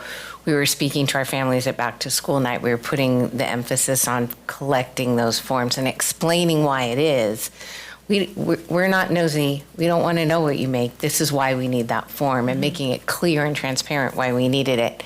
Going forward, the Educational Services Department is starting the work of getting all of our forms digitized online and part of ARIES. So next year, when families go on to do their data confirmation, those forms, the housing form, the military forms, our Title VI forms for our Native American students will all be in one place and can be filled out digitally by families, and then we'll have them.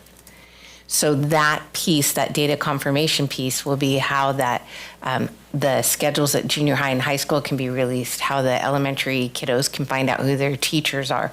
When we have that piece in place, we'll be able to say, you can't pass go until we get this. And we're hoping at that point that we can really clean up, because doing paper in Tuesday envelopes, albeit as a tried and true way, it has inherent issues that we have for years said. And so many of us feel like, and being from up country, I look at that number and go, I know Pioneer had higher number of needs. and how could we better get it? We did everything we could to incentivize and have teachers help discuss. So we're going to make it part of that data confirmation in hopes that we can get really as close to accurate numbers as we can. Because we know there are people who will not do it because it's personal information. We respect that piece. And so we just try to be transparent we understand we are not trying to be into your business, but with that information, this is what we can do. Do you feel that transition electronically to our forms or the way we do business, so to speak, will help our upcountry families as chaotic as service is and Wi-Fi and internet? And it's a challenge, but I know that if we are able to do it, and especially, I'll always go back to home, so I'm always going to talk about what life is like at Pioneer. Our plan at Pioneer was to have it set up so that we had Chromebooks ready for families who needed that, because the school Wi-Fi at Pioneer very often, like we discussed community hubs, was where families came. I had families come an hour before dismissal, you know this, to park in the circle Correct. to use the school Wi-Fi. Correct. Right? So we were like, we're just gonna have some Chromebooks ready. They can come on in, we'll have it set up in the MP room, they can do that stuff there, because we know we have that reliability.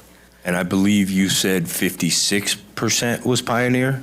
Yes. I think so, yeah. And you feel we could pick up where we're lacking, that 3%? I do. That's if CDE doesn't change the rules again. 4%. Yeah. I'm not mathematical. They changed the rules halfway through the application process? So, no, the application was the same, but because it's a competitive grant, it's all dependent upon who applies. And so because a lot of people applied, they said, we only have the capacity to review so many, we're gonna change the target, we're only gonna look at those that were 60%. But because Plymouth was fully funded, and I'll be fully transparent, our applications were identical for all 5 schools. The numbers were different because we're talking about different schools, but format and template, all of that was the same. So I'm confident that should they have not changed that moving target and all of the other schools were awarded, they too would have been awarded at the full amount. So, and just one more quick thing with regard to the unduplicated pupil count. It does take time for that, so that whole count day occurs in October. And so we won't actually see that new unduplicated pupil count until the following school year. So, but it's one of those things we just have to do, get those numbers accurate, so. Okay. I appreciate your help and trying to get me to understand, and don't ever worry about my time. That's what I'm here for. I've been here at 11:30 before. I know, thank you. Thank you. Does anybody else have any other questions or comments before we go? Okay. Thank you very much, Amanda. Sure. Okay. We're just looking for a motion then for item 14.4. I motion that we approve item 14.4, the service agreement CCSPP post-award services with ERC. I'll second.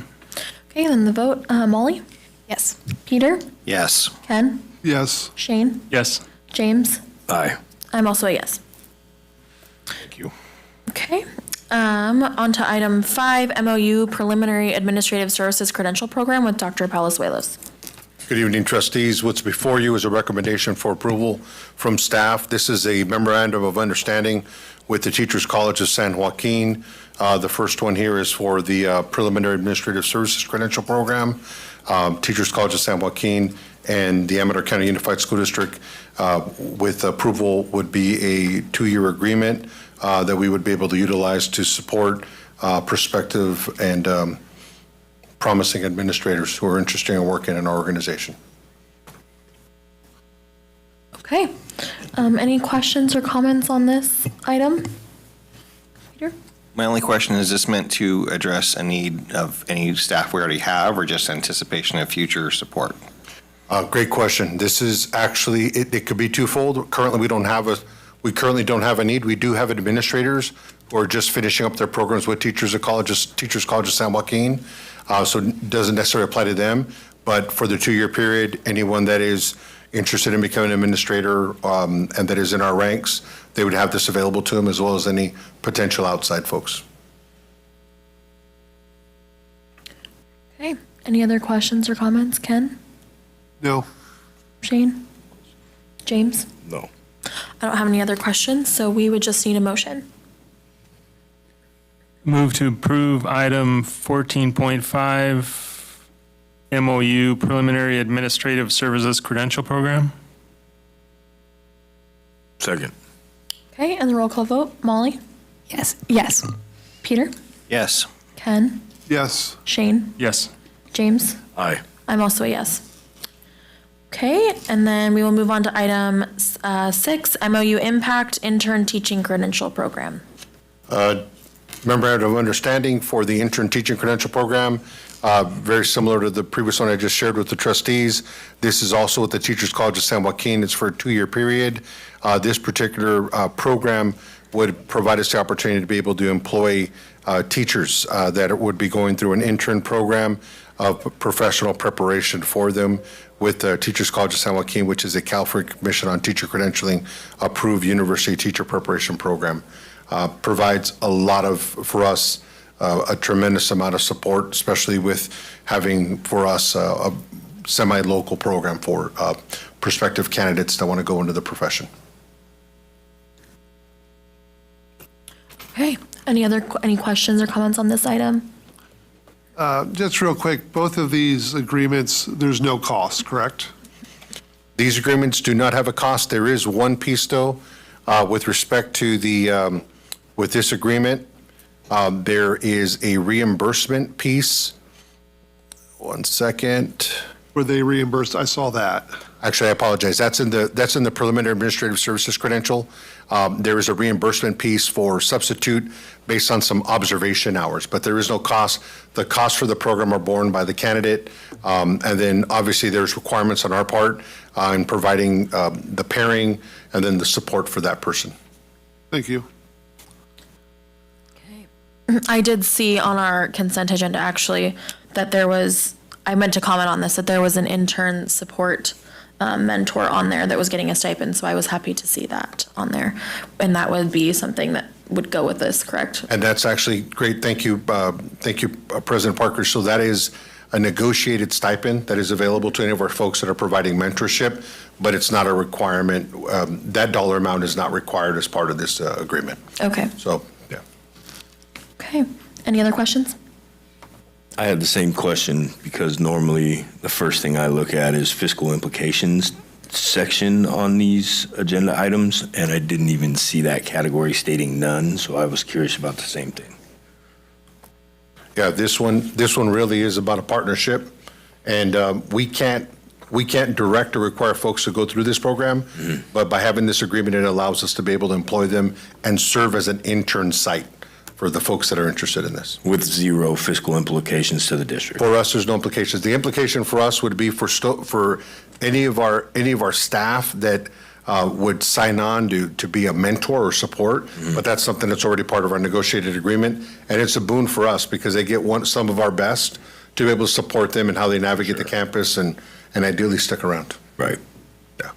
For those of us who've been around, one of the big pieces was the beginning teacher support, and it's the BITSA program, which we had some state funds that actually came forward specific to creating that mentorship.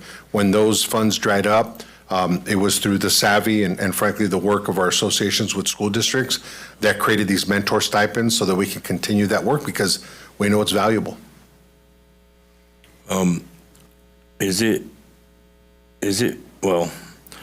So the reason I ask is in some agenda items, there is, if there are fiscal implications, it will state that. Is it fair to say that if an agenda item now doesn't have any fiscal implications to the district, it won't even have the category on them? I'm going to defer to our superintendent, and that's something that from a staff perspective, we can align and calibrate on that. Because it's all, in the past, it's always had this little tab, fiscal implications, and it would say none, 500 billion or none. If you would like the consistency, it's a very easy thing for staff to just every item have fiscal implications, and then that way, if there aren't any, we would put none. I'm seeing some nodding heads. Yeah, that sounds good. I think that we can If we could have that on there, that'd be perfect. Yeah, Assembly now allows us to toggle on and toggle off the categories. So Okay. you can toggle off fiscal implications if there aren't any, but we can always, I mean, it's 2 clicks. You can toggle it on and just type the word none, and then Right. we would stay consistent. But is it fair to say in the ones that before this questioning right now, if it didn't have it, it just didn't have it? Correct. Okay. That's correct. Or it was a surprise. Just kidding, trustees. Please, All right. no fiscal surprises. No, this Thank is, you. and this is a good one for us. And you have all actually approved previous agreements with other institutes of higher education that work with us. And for us, it's about trying to get as much of a, really, for us, a lot of coverage, because we really cannot direct or dictate where employees seek to do their credentials. But when we have a partnership with them, it really creates a good opportunity for us to align with their program. And another component for us is the recruitment, because as those programs learn about what we have here and what we're doing, they help to usher in prospective candidates. So the more contracts we get with different programs, the more opportunity for recruiting new teachers comes our way. Is that kind of what I'm hearing? They help us in being able to get word out about what we have available. And more importantly, it's a great opportunity for us to be able to try to get some prospective candidates who might be contemplating going into education, don't yet know how to access it, and then an intern program becomes available for them.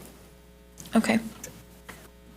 I just want to add, my supervisor at home went through this program, and that's, that many, many late nights. So I think it was really good. That's how she ended up here, so.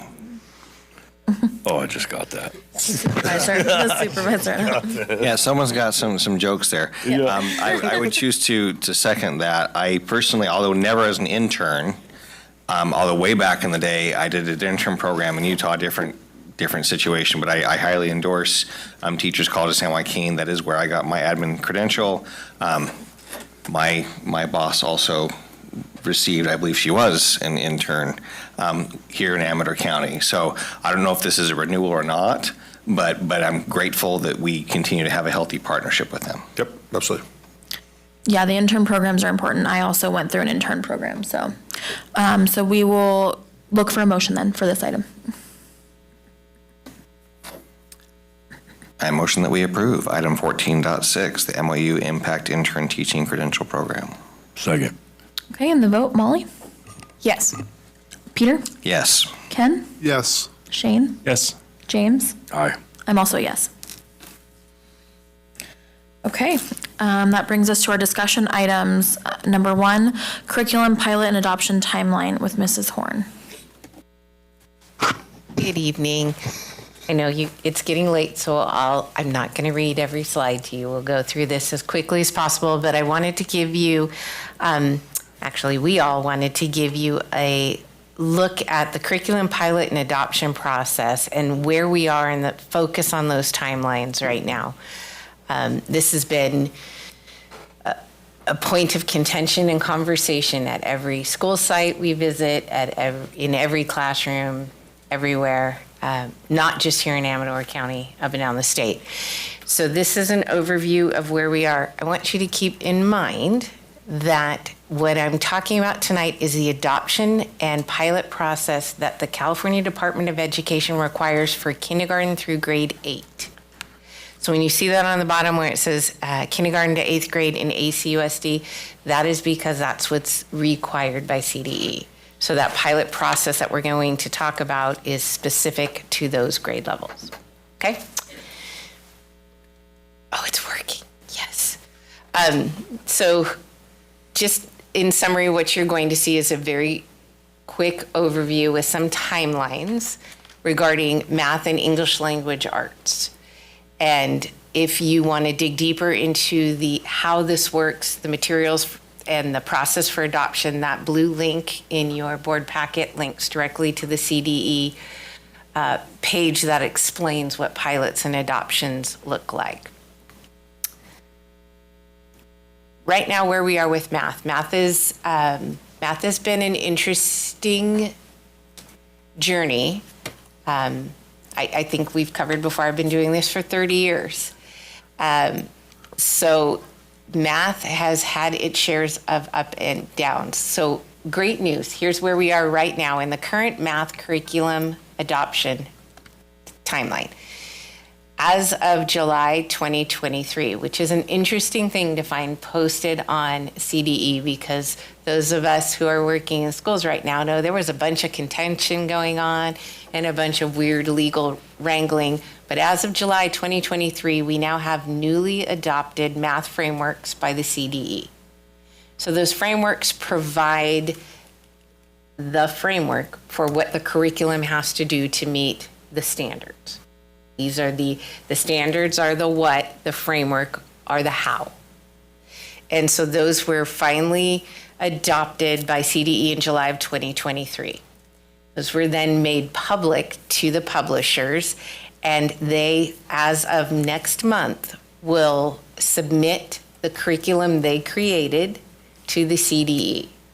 So all of the publishers who want to get in the game got the frameworks in 2023 and set out on redoing their math curriculum.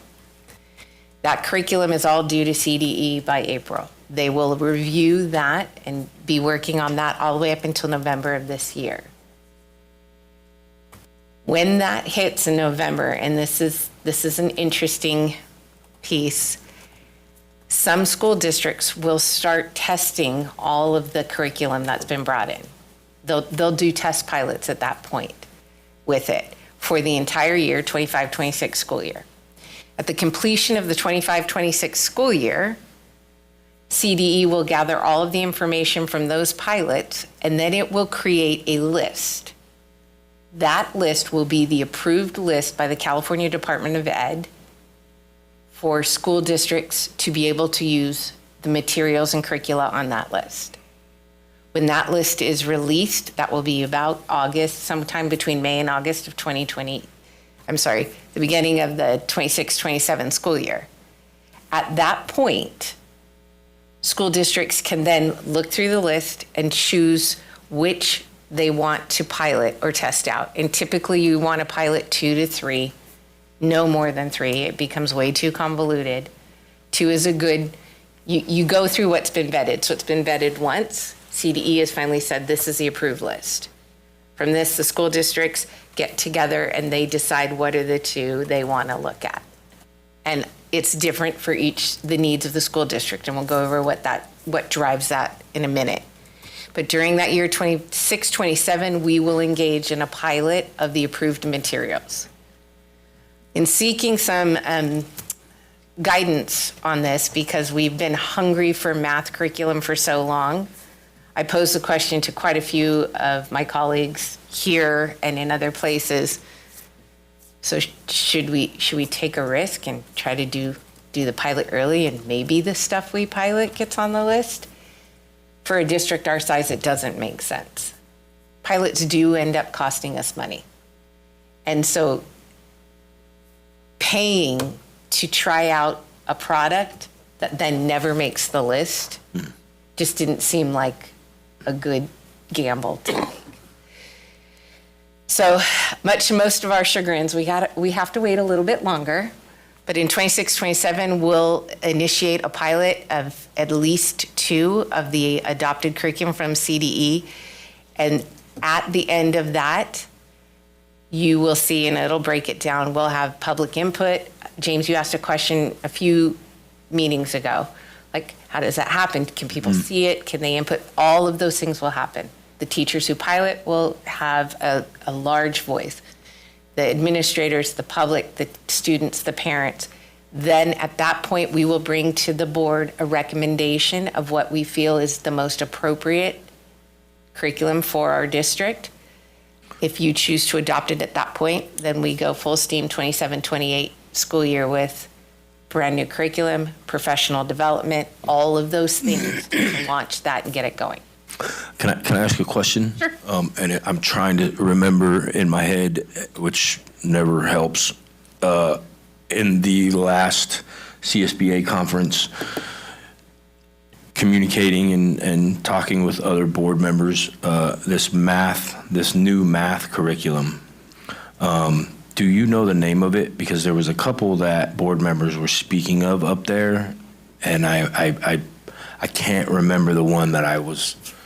So they were most likely referring to where I kind of talked about there was some weird legal wrangling going on. And I'm not going to remember the name off the top of my head, but there is at least one curriculum that submitted up and down the entire state a, Dr. Palazuelos, what is it called when the public records request? Sorry, took me a minute to remember. Every single school district received a public records request involving one particular educator out of Stanford and some of the materials she was associated with. I don't know what that had to do with anything, but that may be that piece. Okay. I'm trying to remember. I don't know. Oh, sorry. But that is why when I was seeking guidance on this, what you just touched on, I got the same guidance from many of my colleagues in the field here and abroad, all over the state, saying, don't do that early pilot, because you could run into a situation where you have put all of your money and time and effort, and that particular curriculum does not get adopted by CDE, then you have to go back and do all over again. Okay. Which didn't sound good to me. Right. Oh, definitely not. But what I'm trying to remember is the curriculum itself was being criticized heavily by many board members on different aisles, I guess is the correct way to say it. Yeah. And I just can't remember it. And my question would have been, if you knew the name, is that what we are doing? No. So that we aren't doing anything until we get the final list from CDE in fall of 26. Okay. The 26-27 school year. We aren't going to move until they've vetted all of that and all of those pieces are gone. Okay. Does that answer? Yes, thank you. Awesome. Any other questions on the math curriculum? One question. Attempting feebly to answer your question, James, I tried to do a little quick web search, and it does seem there is some controversy, so I don't know if you know this little fact. Is it true or false that the new framework removes algebra in 8th grade and only allows students to take it in 9th grade? Or no, that's an overblown concern and not part of the framework? To be completely transparent, I don't have the new framework in front of me and I haven't memorized it. Okay. But I would be happy to look into it for you. All right. That just seems to be the only controversial piece that's popping up in multiple articles is this perception that as we seek for equity and helping kids who struggle succeed, that we're sometimes removing the challenging opportunities for others. And so I don't know what our situation here is in Amador County, but if we do have advanced kids who want to take algebra in 8th grade, I hope that we would continue to support that if we can, legally. Yeah, absolutely. Really quickly, has this always been the case where all the curriculum is approved by CDE, or has it been changed recently where districts before allowed to pick their own? In my personal experience, it's always been this way for elementary. Okay. As far as I can remember from, I don't even want to tell you the first year I was a teacher. Yeah, like curriculum wise. Yeah. Yeah, I've been through some textbook adoptions at the high school level, and the model it's a K-12 model. You have frameworks that then inform standards, and then you have publishers who then attempt to create textbooks that match the frameworks and standards, and then they have to be on the approved CDE list. I was heavily involved in a Spanish textbook adoption back when I was a Spanish teacher, and then as a principal involved in the district-wide high school adoption of new English curriculum. And in that case, in both of those cases, we worked directly from the CDE approved list of textbooks. And so you have to work within those guide rails, because especially at high school, as you're attempting to have the majority of your courses be college preparatory, so that and if not AP, you have to. You can't have a college prep course without a state approved adopted textbook. Okay, got it. Okay, thank you. Yeah. So I reference, this is kind of an overview of how this is going to go, the kind of step-by-step analysis. So when we get to the point where we're considering pilots, the first thing we do is we look at what needs present itself. We're going to use our local data. We have CASP, we have teacher reports, we have all of those data points that we can look at. FastBridge is one of our other local data points that we can look at and say, what are our greatest needs? So we can target our curriculum shopping, if you will, to meet the needs of our district. That's when we go into the review process. We look at all of what's available and say, will it meet our needs? Pilot implementation is typically voluntary. We ask teachers, schools who would like to do this. As a teacher who has done multiple pilots over the years, it was always a great opportunity to get the first look and some great training, because usually the trainers who are coming in from the publishers are the ones teaching the pilot teachers how to deliver the content. So we start that.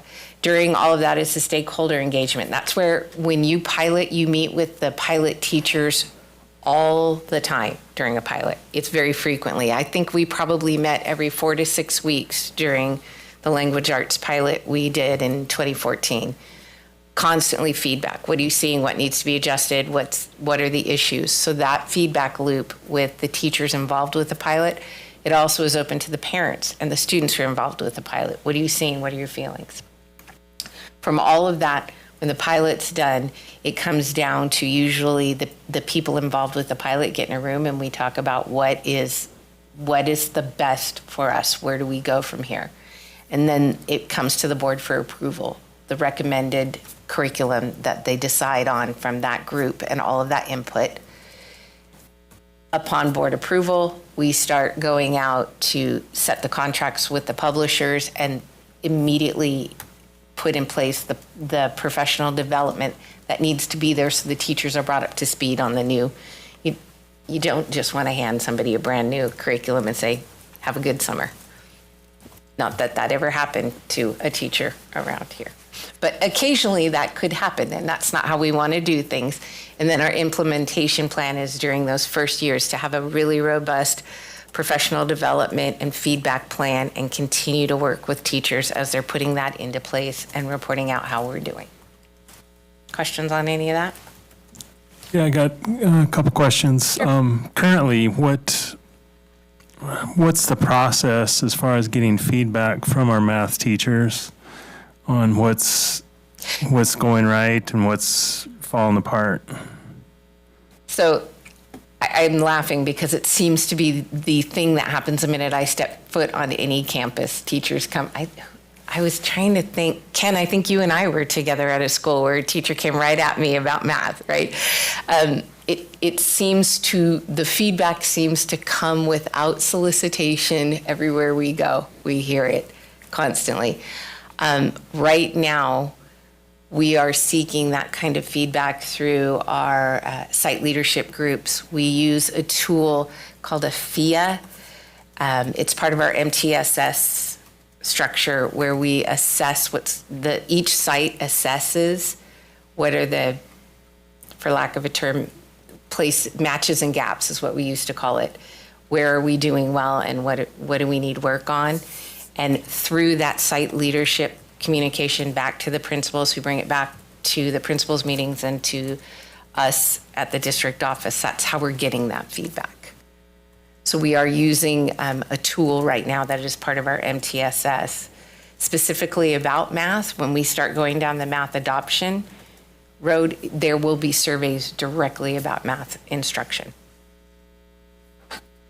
It seems like math has been on the wrong side of the meter for some time now, and I mean I can hear frustration in parents' voices and teachers' voices on what's going on. So I don't know if there's anything that us as a board can help, but I think we really need to emphasize those math scores and, following here next, the English scores. But I know it's very important for the kids as they go up into the higher grades. To that end, right now, we just today had one of our collaborations, and what we're really trying to focus on, because we won't have new tools, but it doesn't mean we can't refine practice while we wait. So what we're really looking at is focusing our efforts on quality first instruction. And you've heard us talk about UDL, universal design for learning, and really that structure of how do we remove barriers so everybody can learn and learn well. And UDL is a tool, it's not a curriculum, so you can use it for anything. I was with a group of teachers up country today, and just the collaboration time and the communication about how do we best engage kids in this math practice. What are the things we can do? There is nothing in the world that prohibits us from looking at the already adopted frameworks. And really, Ed Services is positioning ourselves next year for our professional development to look at the frameworks and say, it doesn't matter what curriculum is coming, what can we do to bolster the toolkit for all of our teachers so that they're ready. It's plug and play. When you get a new book, the book doesn't matter. Do you have, what are the skills? What are the tools? How do you engage the students around math? And so we feel like at this point, rather than sitting and waiting, because we feel like we have to sit and wait, and it's frustrating. Everybody's been frustrated. Our shift is moving away from we're waiting for the state to finally say what we can try to how about whatever we have right now, let's focus on the instruction piece, not the curriculum piece. Let's get that so good and ready to go that when we get curriculum. I don't know if it's rumor or what, but one of the comments that stuck out to me from someone was the inconsistency in even from classroom to classroom as far as what books they're using. And again, I don't have the answer, but if there's any way to make improvement, I would think consistency would be like one of the first steps. Absolutely. So, Absolutely. Yeah. I guess that was just a commentary, not really a question, sorry. Yeah, and I was going to say, which isn't really an answer, but yeah, we see it and understand it as well. And that's one of the things we'd like to address moving forward. One of our first steps is we'd like to get some common assessments so that we're all talking about the same language with kids, and then get everything in place so when we actually get our hands on new curriculum, we're talking common assessments, we're talking continuity across the board. All right, so this is the one that's not a lot of fun. So this is the English Language Arts Curriculum Timeline. I did not put the last time that we adopted math because honestly, I can't even remember how long ago it was. But the current list of approved curriculum published by the CDE was 2015. So the books, the publishers we're using right now for elementary benchmark is what we use. The last time that was updated was 2015. The next adoption cycle for ELA is supposed to hit in 2027. So adoptions typically happened every 2 to 3 years, the adoption cycle. And I bet you can fill in the blank until COVID, which is where math got all, now we're all kind of way behind the 8 ball. So what I'm showing you here is a possible timeline for ELA. Because when we hit the roadblock with math and we're like, it's not going to be ready for another year, maybe we should shift gears. So we decided to look at ELA and then realized we could go do stuff with ELA, but potentially in 2027, they're going to start a brand new cycle and there'll be all new curriculum and there'll be all new publishers, and we'll be doing the same thing we're talking about math right now, a year after with language arts. So to answer that other question, well then what else could we do? Well, language arts, it's again, doesn't fiscally make any sense for us to change at this point. We have contracts with Benchmark. Typically, I know in the district I came from, we signed an 8-year contract with Benchmark when we adopted it in 2015. So these we have these standing things going, and I'm going, okay, do we really want to look at changing that up? And then in 2 years, maybe change again? So this is where English language arts is right now. If it goes to plan, in 27, they'll get a new framework. We were currently, my team and I were currently at a CIS conference where they started talking about the work of the framework. And I was very excited to find out we're already a little bit above the curve or in front of the curve on this, because the framework is being driven by a lot of work in the science of reading, which Amador started over 2 years ago. Science of reading has been a focus that when I came in as a principal, I was like, oh, wait, I can go to that training. And so we will be watching that very closely, because the framework is actually being driven by a lot of that work. But if the framework starts potentially in 2027, then we go back, if you go back to the math timeline, that same kind of thing. It'll take about a year, we get a framework, then the publishers get a chance to make new material, then that takes you a little of under a year, and then we end up going down the same road. We get an approved list, and then we get to pick and pilot from there. Questions on ELA? No, we can roll through. All right. So currently, we actually are in a state mandated pilot. You guys have heard me talk about this before, and I want to draw your attention to what I know makes Robert very happy, is that the current mandated pilot from the state is actually also sponsored, which means they gave us money to do it.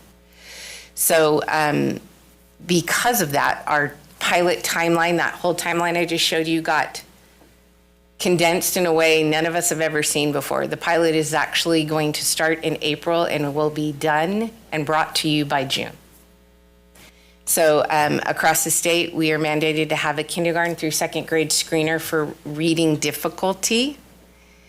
And we have already identified the pilot teachers in the district who want to try it. We've gone and looked at there are 4 approved state screeners.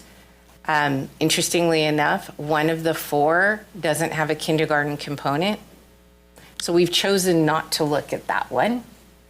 But we went with our colleagues, we went to a lot of the bigger places. What are you doing? And we went and looked at all of them and have selected one that we are going to test, because one of the others we actually have experience with in this district. So rather than spend money on piloting something we know, we're going to try one we don't and see what we end up coming up with. So you will hear more about this. This will come before you in June, because we have a mandate to have it board approved screener by June, ready for August for the school year. And all kindergarten through second graders will be screened for reading difficulties. Questions on that? All right, again, this is just that overview of the curriculum adoption process for kindergarten through 8th grade.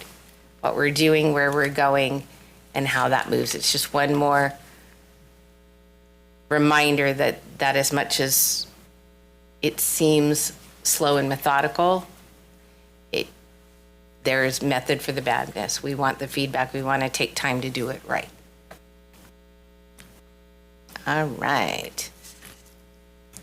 And just a conclusion, we are going to do our best to make sure that we know that this is needed, and we want to make it student-centered. We want to make it quality.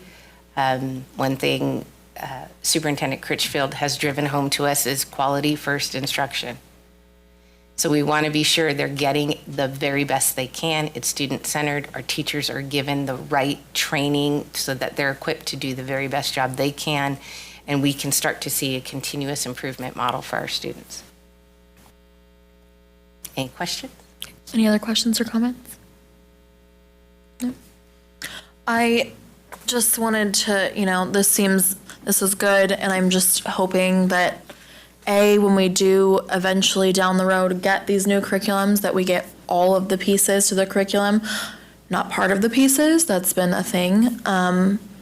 here before as a teacher in the classroom, so I think this seems promising that we will be adopting the whole thing with all the bells and whistles that are used in that curriculum.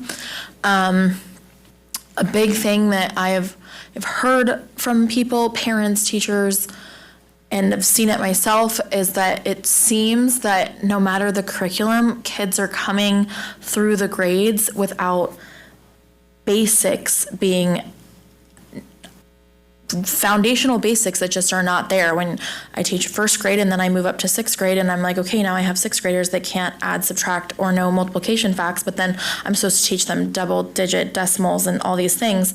So I'm hoping that when we do this curriculum and we're piloting all these things, that we can choose one, if there is one that even exists, that really focuses on those foundational skills that those kids need to move forward in their education, that they're going to need for all the other things that they're going to learn as they go forward. So that was just a piece. But I did have one question. We're talking about adopting this K through 12. Do any of these curriculums include, what about special education curriculum? Do we have that? Are we going to update that ever? Or how does that work? So, I mean, I could prepare something and then bring it back. Sure, I didn't mean to put you on the spot. Sorry. No, that's okay. I think a lot of the materials that then will go through the curriculum, that the process that Patty just described, the point is that we want to have special education educators that are going to implement it as well and be able to, provide feedback. Most of the curriculums have leveled, if you will. A lot of them refer to different things, but they have supplemental materials because the goal is to provide access to our grade level content standards to all students. And then using the universal design for learning process, and then in collaboration, understanding what are the ways that we can differentiate the instruction and make it accessible to our students. So I think, we wouldn't necessarily go through a complete review, but when we think about how are our students accessing the curriculum, that then we'll be going through this process versus then having supplemental materials such as, for example, I'm trying to think of the course, it's falling out of my brain. We use SIPs for our reading instruction, and Barton is what I'm thinking of. So there's a Barton curriculum, and it's an Orton-Gillingham aligned curriculum that allows for us to have intervention around reading with our students. So that would be, supplemental curriculums would be the terminology that we could talk about further. Okay. Yeah, so I hope that's helpful. Okay, perfect. Any other questions or comments? I appreciate that you brought that, your concerns regarding the basics and the math, because I do know in that conversation. And reading. And reading. I'm specifically referring to math where I'm going, but yes, reading and math. Everything and math. The adopted math curriculum in 2023, I do remember people in the teaching world and board member world and all of that at the conference that they were against this adopted one because of it only touched broad concepts rather than the basics. And I'm not an educator whatsoever, but if we're already lacking in the basics, why are we picking up something that doesn't touch on the basics? So that's part of that review, and if it ever comes to you, I'd love to know the name so that I'm trying to find it. Let me know. But that's why that assessment and evaluation piece is so important to get, even before we jump into a pilot, only pilot things that apply to what we need. Right? And that's the beauty of that, picking off the list. We can look at the list and immediately, as Ed Services looks at it originally, we're going to look at those things first, and then we're going to bring it to our teacher leaders and our MTSS leadership team. And really, those pilots are going to be picked and then evaluated super stringently by our people for our students. Okay. But yeah, if you remember, then I'll know to keep an eye out. I will let you know. Yeah, I'd like to know. Okay, Peter, do you have- I do have one further comment. And I don't know if this is completely relevant to the K-8 level because I've been a high school guy my whole career. And to be honest with you, at least in my experience, we don't use the term framework as much. We focus more just on the standards. And to the best of my understanding, the California standards in language arts, for example, were adopted in 2010. And yet you're saying the framework came out in 2015. And part of your frustration seems to be the next framework is still in development and we don't want to adopt anything too soon.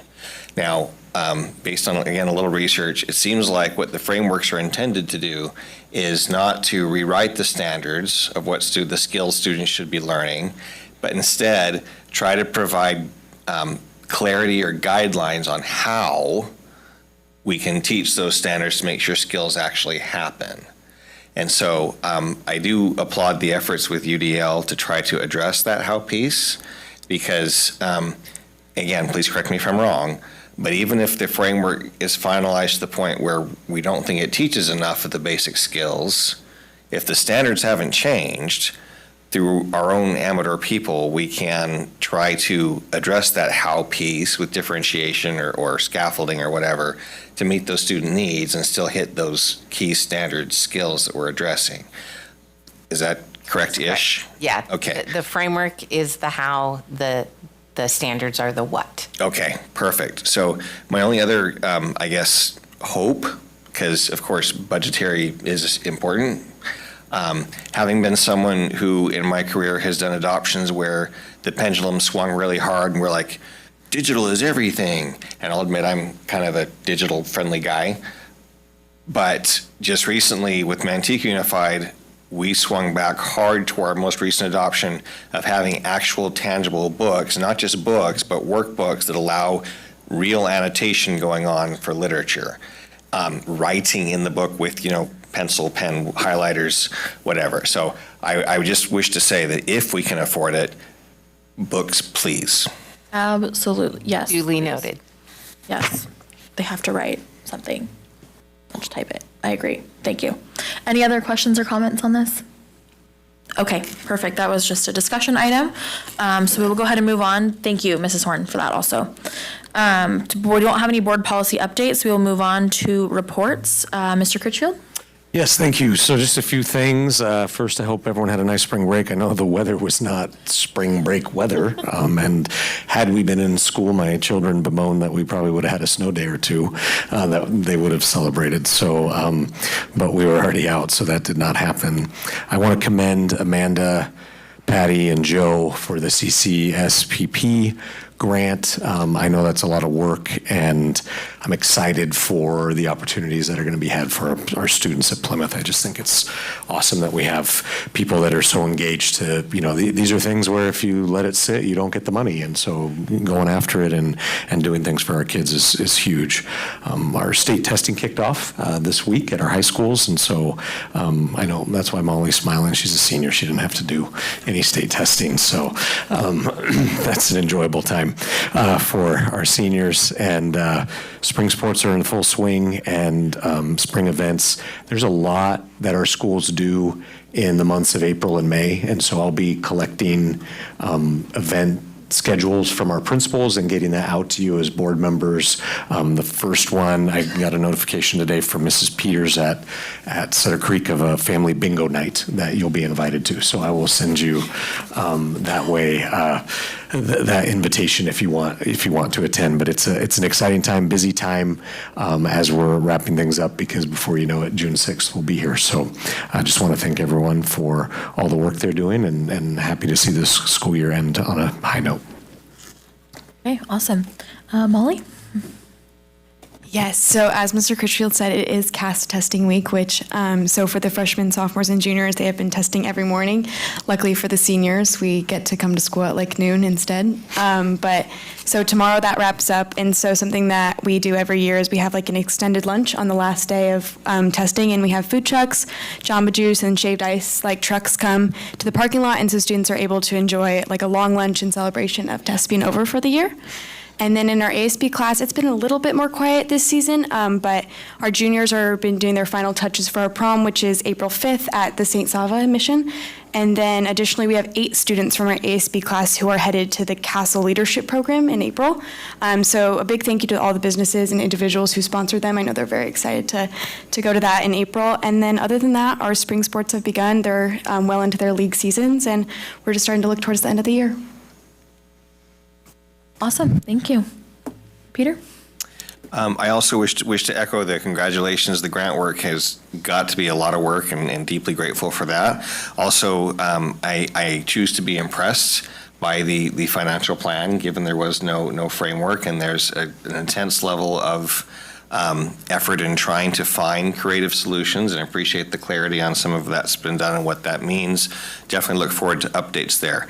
And certainly not trying to be overly critical of what we have or haven't done in our HR land and in recruiting, but I am and will forever be deeply grateful that someone cared enough to come to my university and say, we want you in California.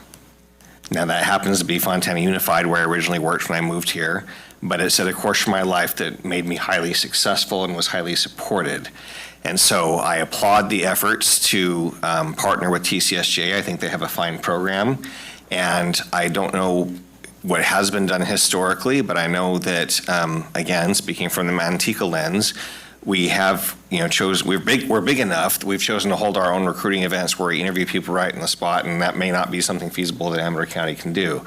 But perhaps it'd be possible, whether with the county office in San Joaquin, when they hold a recruiting event, even if you just say, hey, Peter Gale, you work in Manteca, you don't have any authority whatsoever to actually hire anybody, but you could show up with a cute little Amador sign and pass out some literature and at least know where show people where you live and how great it is to live in Amador County and all the things. I don't know. I'm willing to help and travel whatever we can do creatively to get the word out and try to fill the vacancies with creative solutions. I don't know what kind of creativity we have happening at our high schools and whatnot, but it was a privilege briefly for myself to, well, I'll admit that as part of the incentive was a slightly cheaper tuition, but with TCSJ, I got way out of my comfort zone because I'm really not a Facebook guy to be one of their social media people and try to blatantly sing the praises of that program and encourage that program or promote that program. So I don't know if that creative solution has been tapped yet, but if any of the student voices we have from some of our strong students, maybe they can try to help create some content that would perhaps at least bring Amador County to the awareness of the outside world. Just yesterday, as the freshman advisor for our officers at East Union High School, they said, we want to do this partner fundraiser with Chipotle. And what we're going to do is we're going to go to that restaurant and we're going to make a TikTok dancing and doing whatever silliness to try to get people to want to come and promote us that or support us that night at Chipotle. So I don't know what the solutions are, but I hope that with the many talented people we have here in Amador County, maybe we can try some new things. But grateful. We have tough decisions to continue to make, and I believe that we can get there. Okay, thank you. Ken? Yeah, 2 things. I just want to say how impressed I was with the fact that we received that grant, and then also with the 4th, 5th, and 6th graders that showed up tonight and were actually able to speak in front of a crowd. Very, very impressive. So I'm looking really forward to what we do with that grant money. And second, part of every meeting is when the teachers from various schools come and give their challenge coins. And we hear what they talk about their teachers and stuff. And, we hear that maybe some people don't want to come here because we're very remote or whatever. But I think we need to, really acknowledge the fact that the teachers that we do have are very dedicated to their jobs, and we just need to show them how much we appreciate them. Thanks, Ken. Shane? Yeah, last meeting I forgot to mention, was able to go down and watch the Special Olympics basketball tournament, watch the Amador team there were some very competitive teams down there, and wanted to give a shout out to their coach, Haley. She put in a lot of time, and she hung out there for the day and just was, really supportive of her team, and that was fun to watch. And I also just want to put it out there again that I'm looking forward to having more dialogue with all our teachers. I want to, if there's opportunities to speak with them, or if they want to reach out to me, I would really like to hear from them on what their concerns are, if there's suggestions. I think we need to have more communication. Okay. James? I don't have anything tonight. Thank you. I don't have any report either, so we will go ahead and move on to our next meeting. Will be on Wednesday, April 16th. Here, an open session will start at 6:30. So we are adjourned. Yes, we do need to extend the time for our meeting. Can we do that if I just adjourn the meeting? We should open The county, okay. And then vote. Okay, so we will go ahead, let me just bring up the meeting real quick. Do you want to take a break first? Does anybody need a break? Do? Okay, perfect, we'll do a 5-minute break between.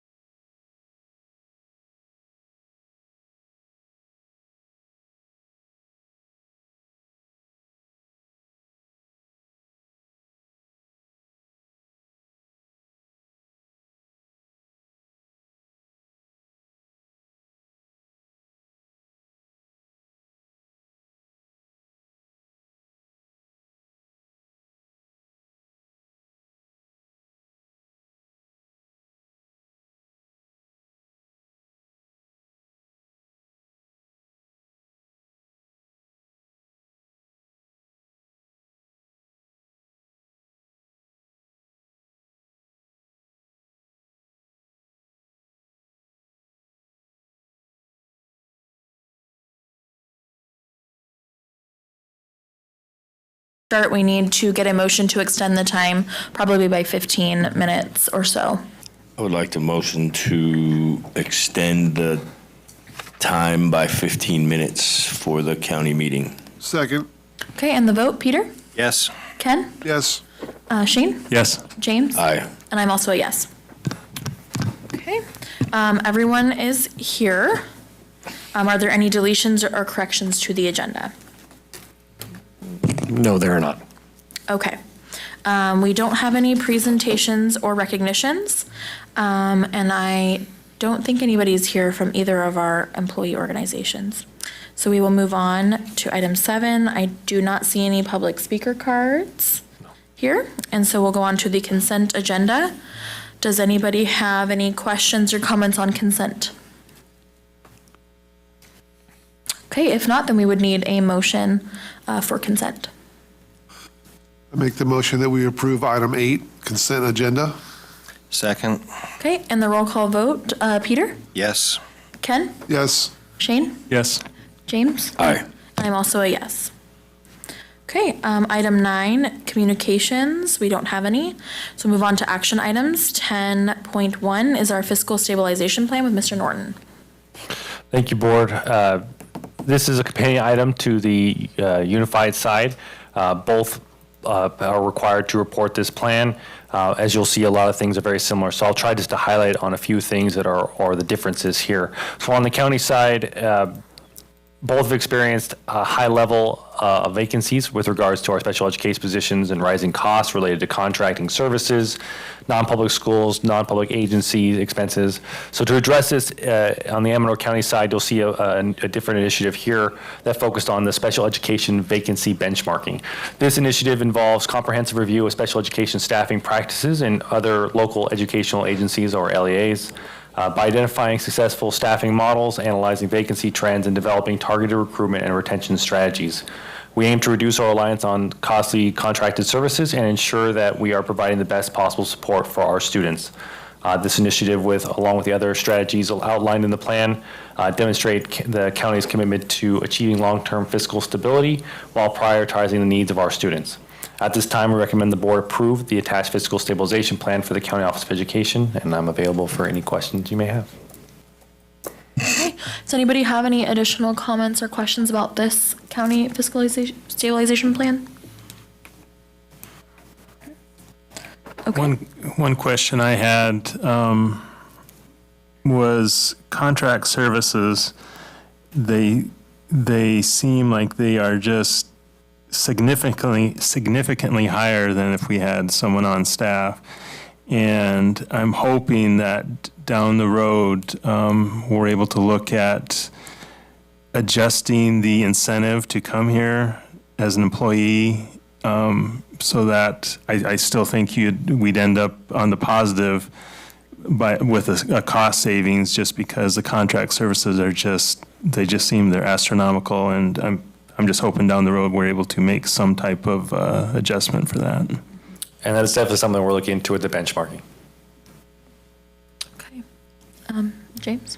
Any comments? No. Okay, I don't have any either. So with that, we would just need a motion for item 10.1. I'll move to approve agenda item 10.1, fiscal stabilization plan. I'll second. Okay, the vote, Peter? Yes. Ken? Yes. Shane? Yes. James? Aye. I'm also a yes. That brings us to 10.2, resolution ACOE 2425 and 2526 tax revenue anticipation note. Thank you, Board. So again, this is a companion item to the district side. This is the TRAN for the county side. On this case, we've been approved up to $1.5 billion. And for context, like I did before, there was approval last year, but we did not execute a TRAN as it was not needed after all. So at this time, we do recommend that the board approve the resolution for the TRAN, and I'm available for any questions you may have. Any other questions on the TRAN? Okay, then we would look for a motion. A motion that we approve item 10.2, the ACOE 2026 tax revenue anticipation note. Second. Okay, and then the vote, Peter? Yes. Ken? Yes. Shane? Yes. James? Aye. I'm also a yes. Thank you, Board. Okay, then we'll move to item 10.3, the resource portal with Mrs. DeWalt.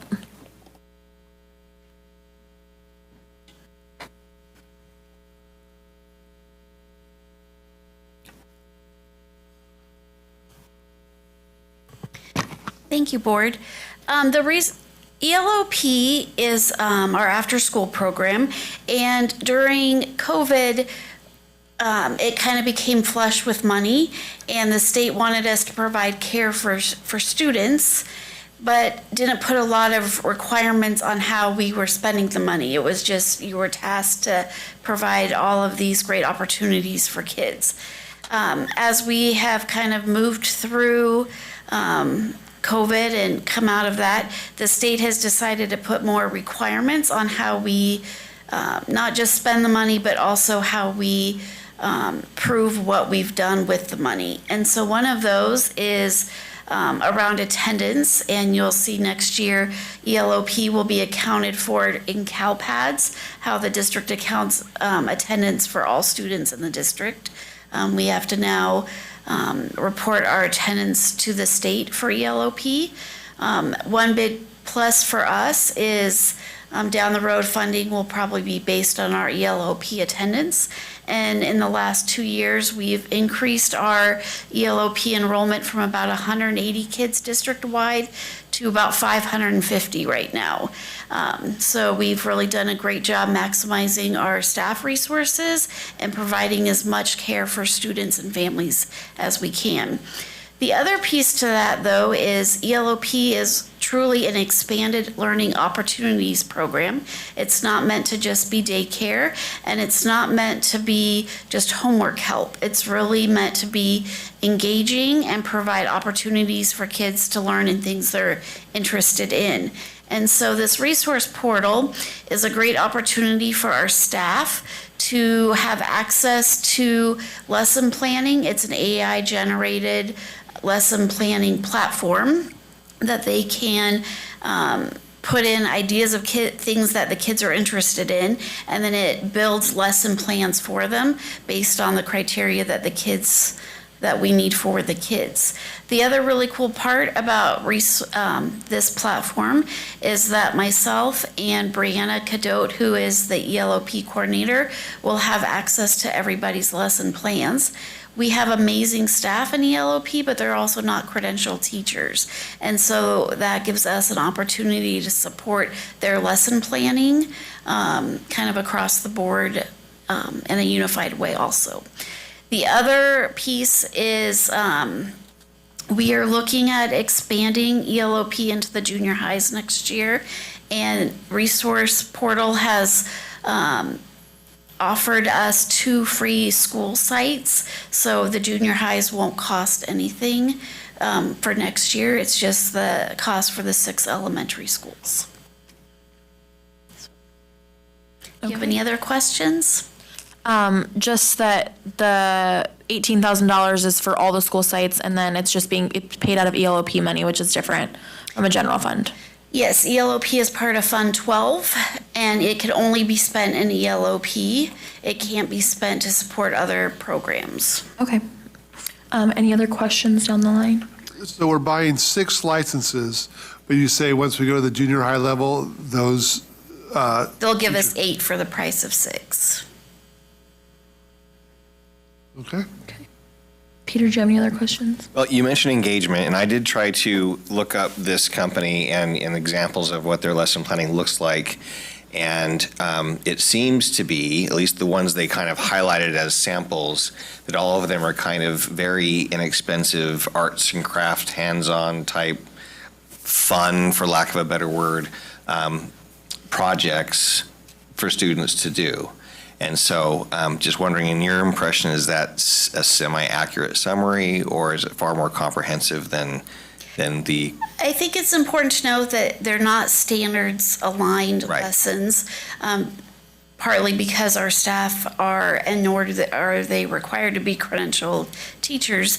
They're amazing at what they do, but a lot of it is arts and crafts kind of things, but they also have science experiments. They had a lot of things around, we have a lot of little kids in ELOP and they love dinosaurs, so they had some really cool kind of interactive things with dinosaurs that they could do that included like videos and those kind of things. Okay, so I guess my point is it likely is going to be engaging. It's going to be fun. It's going to help kids want to be in the program and hopefully have a more positive connection to school in general.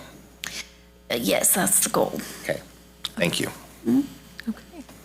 Ken, any other questions? No questions. Okay, Shane? James?